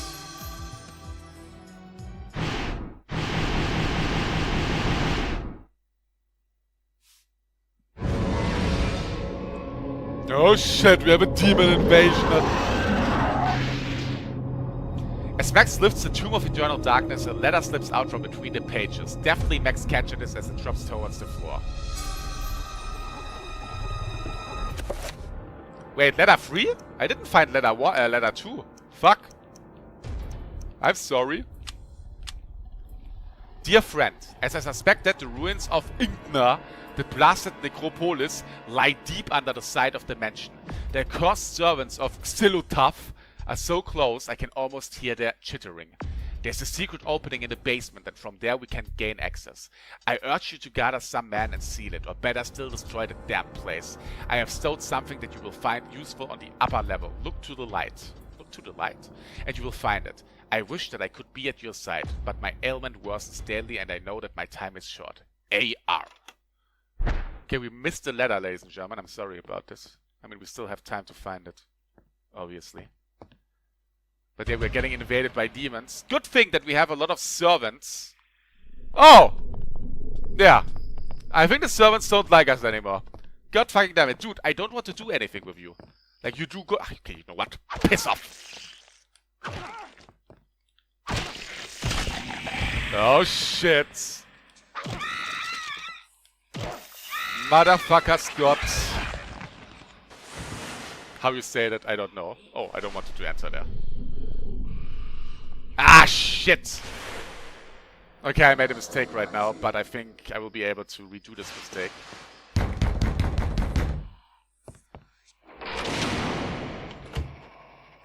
Okay, as you remember, there's this big one up there. But I don't want to have anything... Oh shit, trappers. But I don't want to have anything to do with the big ones. So far. Are you ladies? Are you fine? Okay, I think she's fine.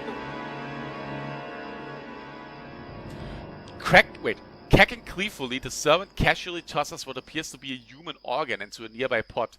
Stirring carefully, she assures Maximilian that it will be a meal to be long remembered. Well, it seems the servants... What the hell? What is that sound? What the fuck? Oh, speak about servants.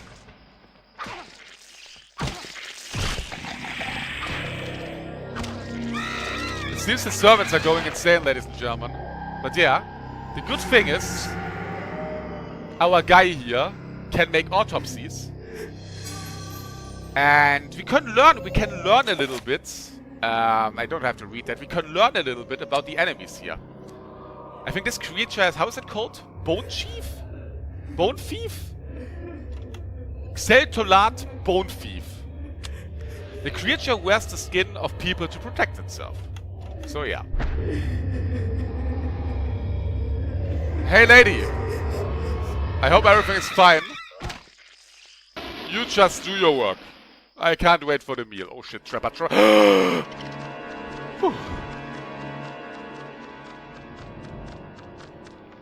I think even the enemies are different. I'm not sure. If you play with different gods. I'm not sure about that right now. Remember me, Alex. How can I forget you, Grandpa? You've always meant the most to me. Ever since my parents died. Yes. Ever since they were killed, you've been my little girl. Yes. My little girl. This can't be happening! God, is this really... Oh, God. Yeah, let's get the fuck out of here for now. Good thing is that enemies don't follow you through doors.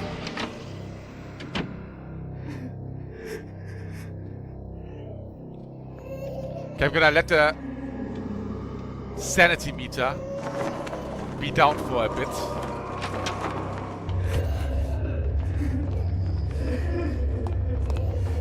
Dude, you're doing your job? Everything alright?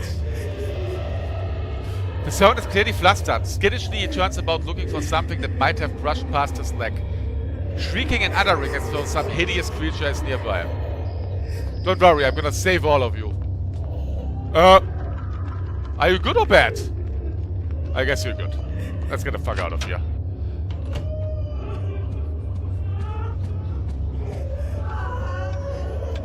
Wait, was that picture different? A hellish depiction of some monstrous landscape. A blood-colored sky hangs over a dementedly surreal land, in which flayed skins flap in an acidic breeze. What mind could have conceived this?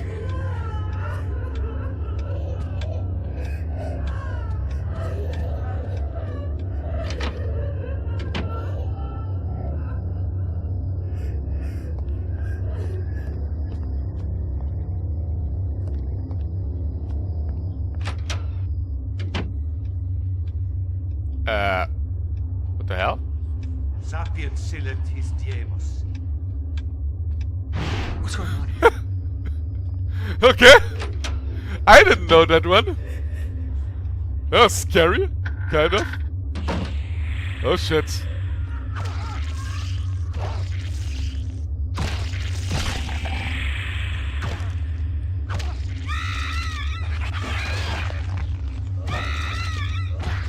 The thing is, I need to restore some health soon again. I mean some insanity, sanity, you know what I mean.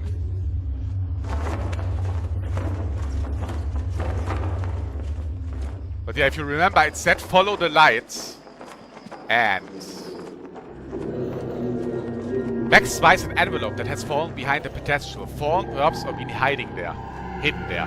Despite his excitement at his discovery, Max senses something odd about it. A sense of evil. Should Max retrieve the envelope? Yes.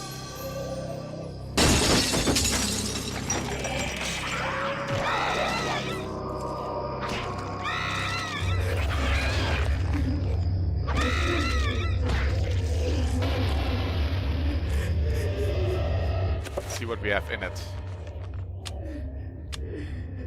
Seed envelope, an odd rune is pressed into the wax. There appears to be something heavy inside. And we got a letter addressed to one of Max's father's aides. And we got a basement key.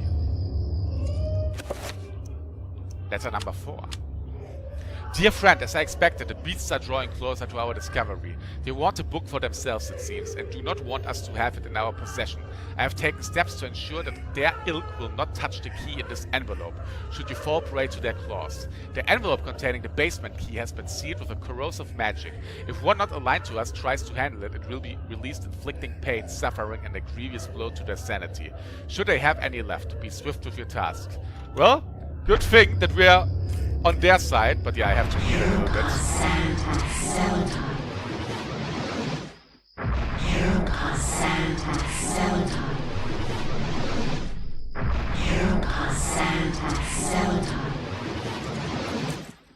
Okay, let's see what was in here again. Ah, no, okay, that's the quarters that are closed.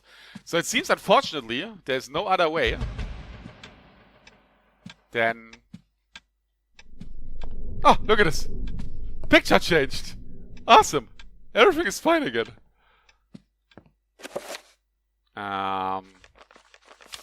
Let's save. Because I have to deal with a piece of shit!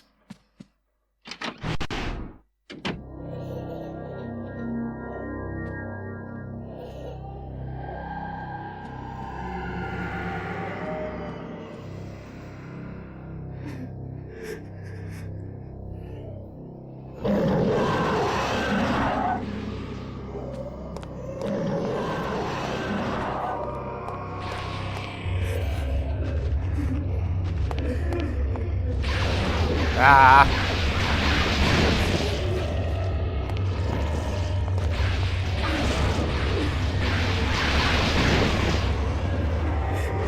Brute force it! Oh god, I'm almost dead. Whew.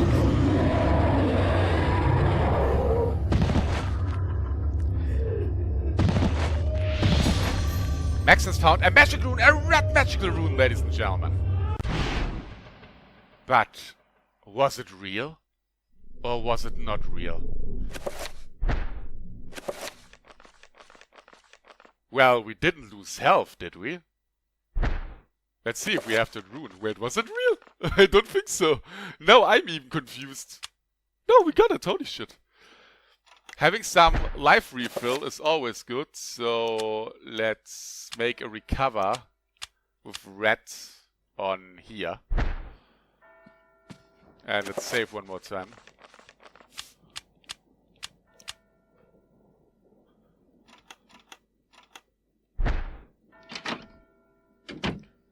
Okay, it's time to deal with the other dude.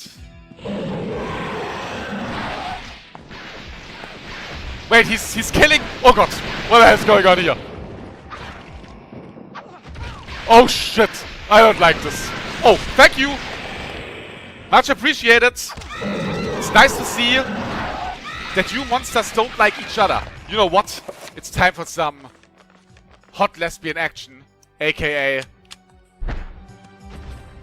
Boom!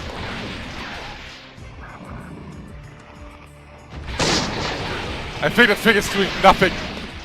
Okay, let's go back to my wonderful saber.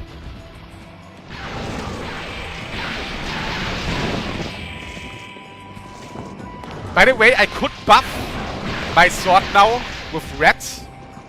Oh, there's a letter. I could buff my sword now with red to make more damage.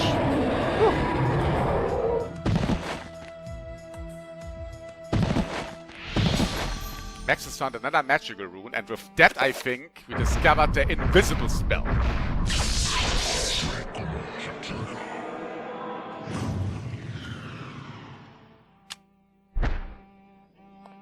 Let's make an autopsy. 2. There's 2.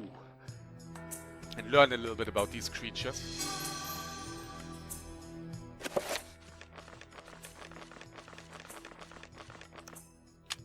That was horror. It's eyesight's weakness. The creature is highly dependent on sight rather than sound. Okay.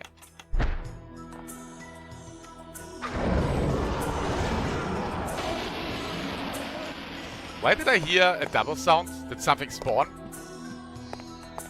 Is that dude dead? Well, he's not there anymore, got eaten. Okay. With another letter here, I think it's the one that I missed.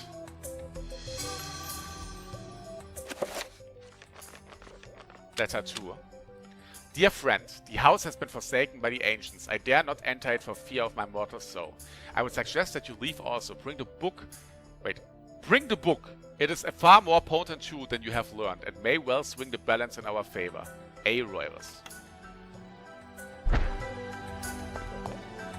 Well, and with that invisible spell, if you remember the alignments or whatever,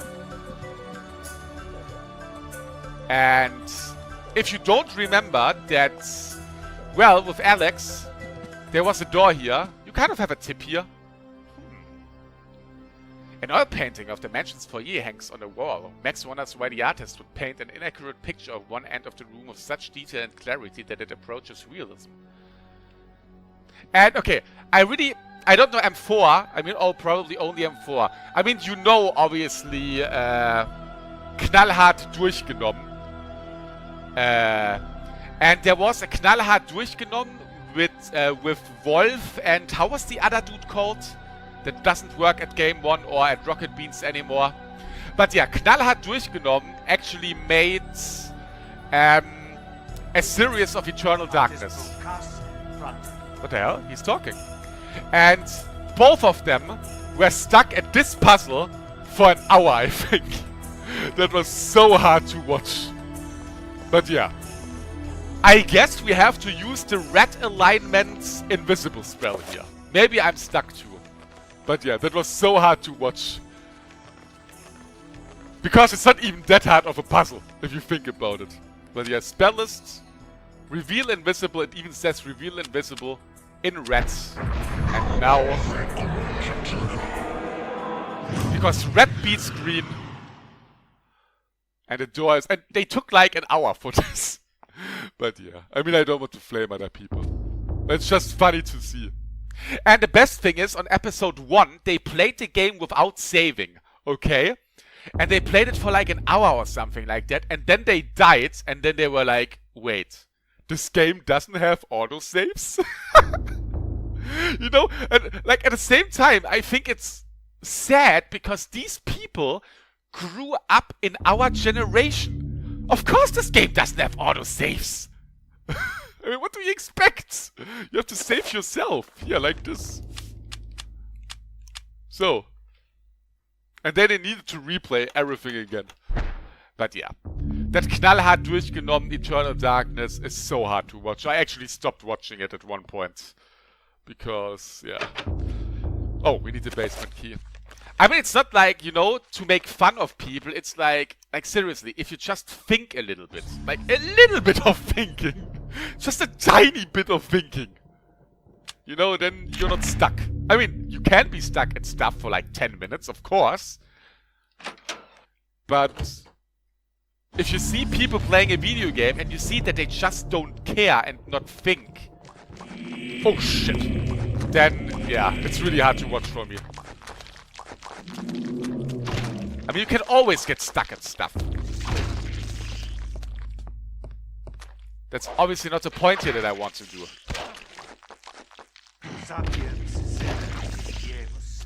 Why is he talking? I think he's trying to exorcise them. Speaking about exorcism.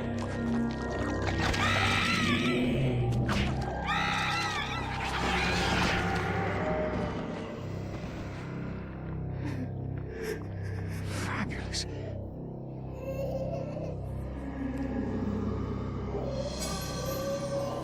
We got another entry.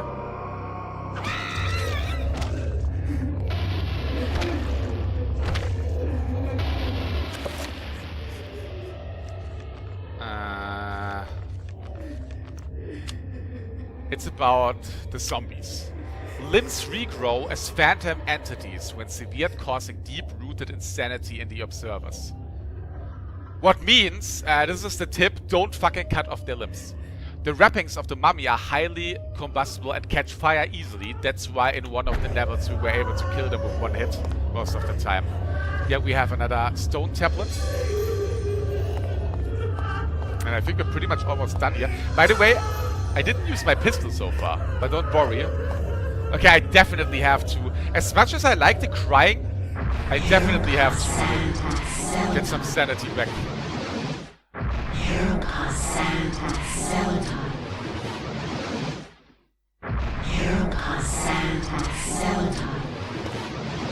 And let's actually get my health back too. Okay, that should be fine. And now comes one of my most favorite parts in this game. Oh. Wait, another spell? A scroll of paper rests on the rim of the well by the wall. Oh, of course, the damage feed spell scroll. But I think we can't use it right now. Can we? Oh, we can. Wait, what does it do? A tattered scroll lined with curious writing and diagrams. It reads, this incarnation exerts a force of mystical power within the confines of its runes. Nothing may enter till it is dispelled. Oh, it's a shield. Okay, cool. But yeah, now comes one of my most favorite parts. Do you see this wonderful well here? Yeah? There's this well, and if you remember, we got like a lever thing. And it's time for us now to get rid of the water from this well. And obviously, we're gonna poop the water all in this tiny buckets.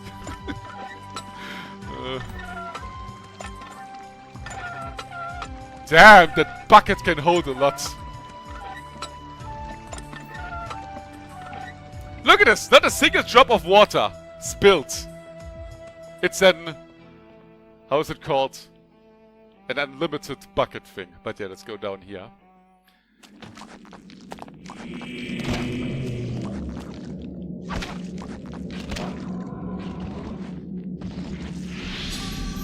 And a magical rune. And now we can make the field spell.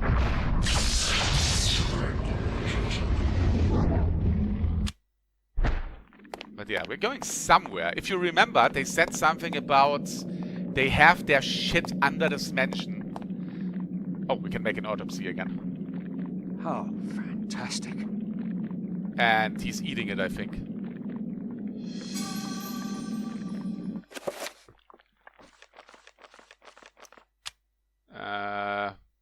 It's a Mantarok zombie, probably. A living human corpse. It has no special attributes or weaknesses. It is very weak, composed of dried sinew and skin.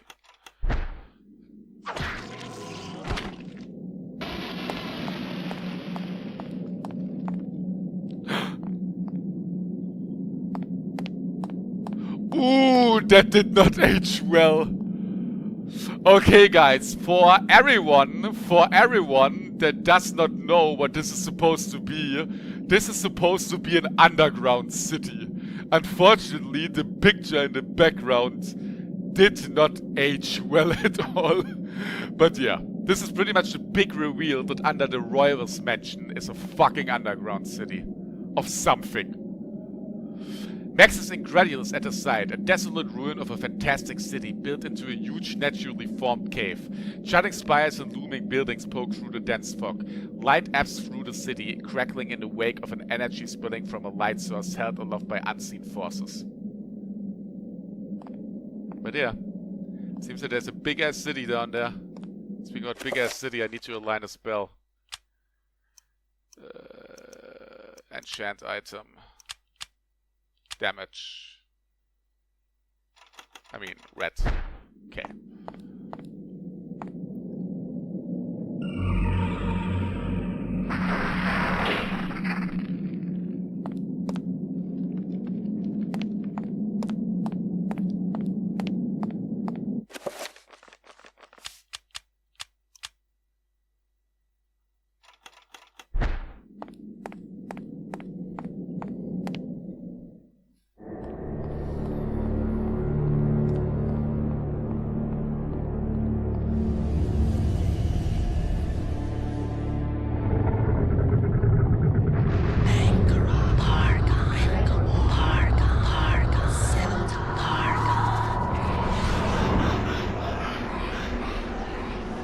I think we can call this the first boss fight of the game.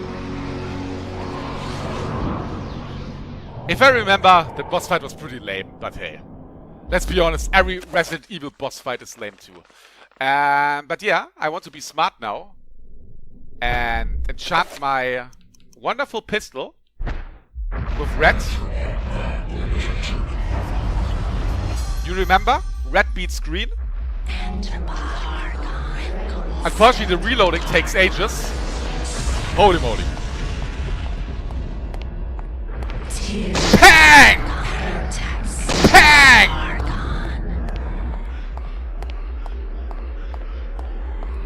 Oh, it summoned the monster. Zombie. With reloading. Wait, where's it? Can I give a fuck about it, zombie? There it is.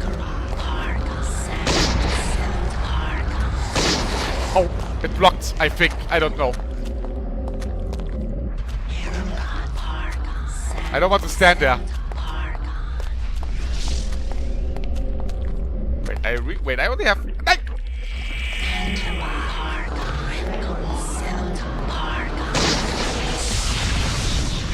I think sometimes I'm just not... There we go. I think sometimes you just miss because of the weapon. But yeah, that's pretty much the boss. Nothing else to it. Goes a little bit faster if you buff your weapon.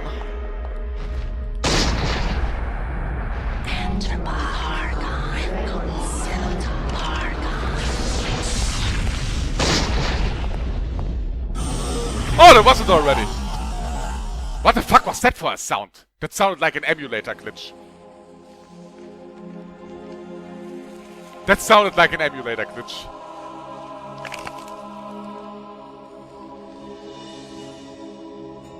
The accursed beast was dead, but not without its toll on me. That was but one.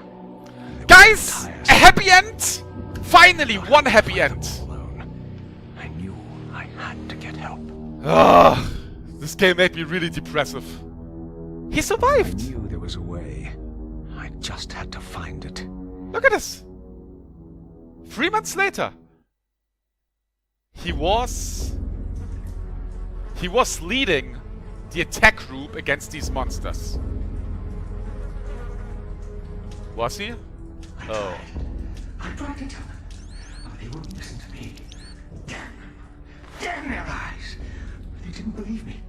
Strange creatures, the world in peril from unseen foes. The darkness. Instead, they jeered and threw me into this forsaken place. A place of empty souls and fevered thoughts, reeking of fetor and decay, thinking me mad with delirium. The fools cast away their hopes of salvation, but locking me in this damned asylum. May the rats eat your eyes!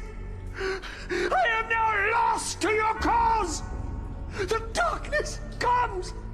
It will damn us all!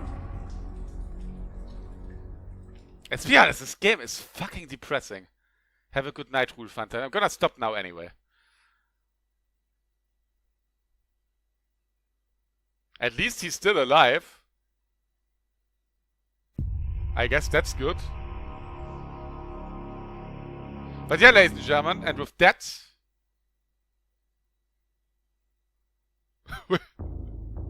What? I've never saw this one! I've never saw this one! What the fuck? I was just thinking, wait, did the emulator now fuck something up? I've never saw this one! Okay, that one was awesome. It even got me in the year 2016, because I thought, I don't know, maybe copy protection or something like that, and the emulator doesn't do it well. There were games like this that we were able to play for a certain time, and then if the copy protection was not triggered right or whatever, like Spyro for example. If you actually pirated, I think, the second Spyro, and the PlayStation, even if you had a mod and the game was not burnt accordingly, the Spyro game, after the first world, just fucked up and stole all your collectibles and whatever. And I really thought this was the same case here now. But yeah. But yeah, that was Eternal Darkness for today. I have to say, my really good impression from 10 years ago and from 14 years ago, when I played the game for the first time, still holds. I think this is... I mean, it definitely aged, gameplay-wise, but I don't know. I still think this holds pretty well. And it kind of makes me sad that Kickstarter... Did I save? Yeah, I saved. It actually says it on top there too. Hey, M4, only because I played this on an emulator doesn't mean I pirated it, because I own the original game. From still 14 years ago, it's still the same game that I have. I think I bought this game on day one when it came out in Europe. I think it came out in Europe on October the 31st, I'm not sure anymore. But I think it was October the 1st, or sometime around there. But yeah, that was Eternal Darkness for today. I still have to say, I like it.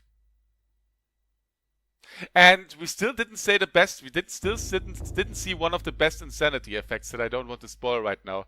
I mean, the chance that we're actually gonna see it is pretty tiny, because I think they're like 15 or 16 or 17 in them, or even more, I'm not sure. And they obviously appear on random. But yeah, I think we're like feeling-wise, I would say we're like at 40-45%. 40-45%. So there is still a little bit to go with this game. But yeah, let's end this emulator. Yeah, I'm probably gonna continue tomorrow. By the way, hands down to this emulator, I am blown away by how accurate... What the hell is that black thing there? By how accurate the Dolphin 5.0 emulator is. It's not about scaring, it's about the atmosphere in this game and the voice acting. Not the voice acting, the storytelling. And it's still top notch, especially if you know how everything plays out. And yes, it has a good atmosphere. Is it scaring me? No, because I know it inside out, practically. But it still has a wonderful atmosphere. It's a beautiful crafted game. Alone the details. Like I told you, like, to look at one of these details when we played with Anthony, and when he became the zombie in the zombie state, that he fucking put his hand between his face and the flame, because as we learned, zombies don't like fire and they fucking burn fast, to guard himself from the fire. Like, there is so much detail in this game, and it makes me really sad. Yes, I actually pissed my pants with this game. Especially with the background sounds. And hell, if all of a sudden you fucking want to heal and your fucking character just splits in half and shit like that. It kind of makes me sad that the spiritual successor will probably never get funded. Shadow of the Eternals. Well, that happens if the Precursor Games founder was arrested for child pornography. I mean, I talked a little bit about Silicon Knights at the beginning of the cast. If you missed the beginning of the cast, if you missed the beginning of the cast, watch the beginning of the cast where I talked like 20 minutes about the history of this developer. Or of, I mean, Precursor Games is pretty much, there are people from Silicon Knights. And Silicon Knights went out of business because of lawsuits and shit like that. But yeah, maybe it's good that there will never be a successor. I mean, Eternal Darkness lives from its detail. And I don't think that you could make a lot of detail with 750,000. But yeah. Yeah, but well, Chisandrias, that was obviously a jump scare. I mean, we only had one jump scare so far.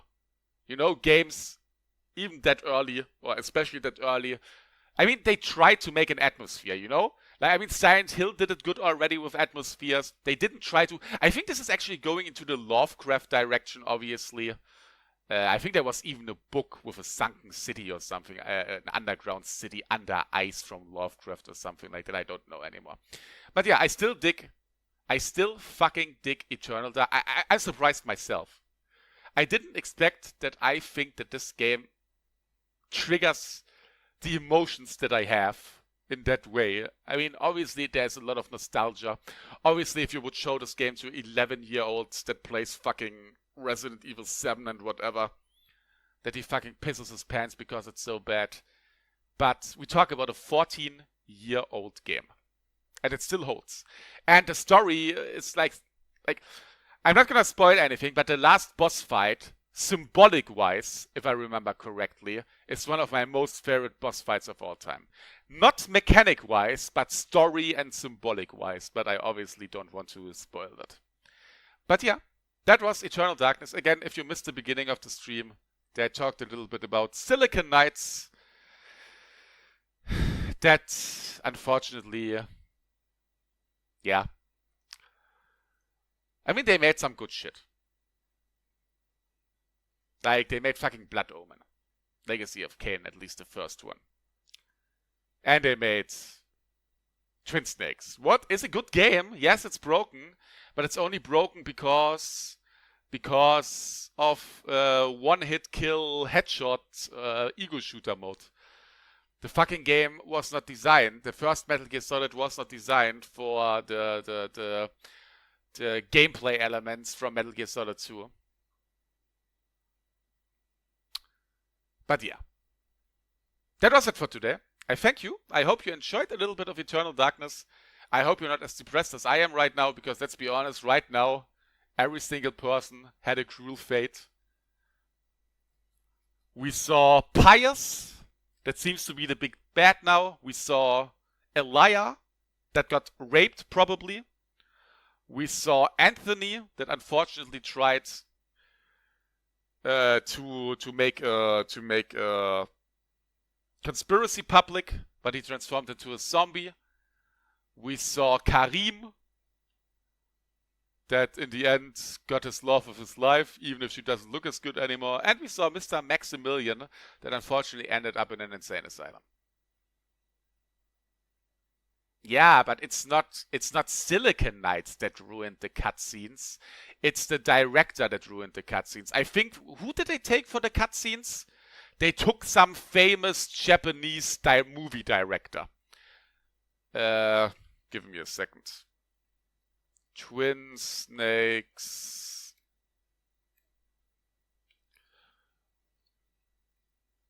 I think they took some famous dude. I'm not sure anymore. Ryushi Kitamura. I think he did stylish movies, and that's the reason we saw Snake jumping on missiles and riding them and throwing a hand grenade in the tanks, whatever. But yeah, it's... Where did I have the name? God damn it. Ryushi something, Kitamura. That was the whole thing. They wanted to make it over the top of Twin Snakes, and I can definitely understand if people don't like the over-the-topness of a Twin Snakes. Because it is over the top. It is more anime. it is more anime than Metal Gear Solid is already. But from the technical side, Metal Gear Solid Twin Snakes was a really good programmed game. And it's sad. It's really sad what happened with Silicon Knights. Even with only their short list of games. It would be interesting if these guys would still be around, what they could do. But yeah, again, if you want to hear about the history of Silicon Knights, watch the beginning of the cast. There I talked half an hour about it. But yeah, I'm going. It's getting late. I need to get a big amount of sleep today. Well, I'm going to play some Grand Kingdom before I go to sleep. I'm probably going to do something with Grand Kingdom in 1 or 2 weeks. But yeah. Thank you very much for watching. That was Eternal Darkness. I'm probably going to continue Eternal Darkness tomorrow. I'm not sure if I will be able to finish it tomorrow, but we're like around 40% in, I think. But yeah, have a nice day. And I'm out. Bye-bye. By the way, use Dolphin 5.0. It could actually be that I'm going to try out some other shit with Dolphin 5.0. I'm seriously blown away by this emulator. Holy fucking shit. Can the Dolphin people please do an N64 emulator and a Dreamcast emulator? But yeah, I'm out. Have a good night.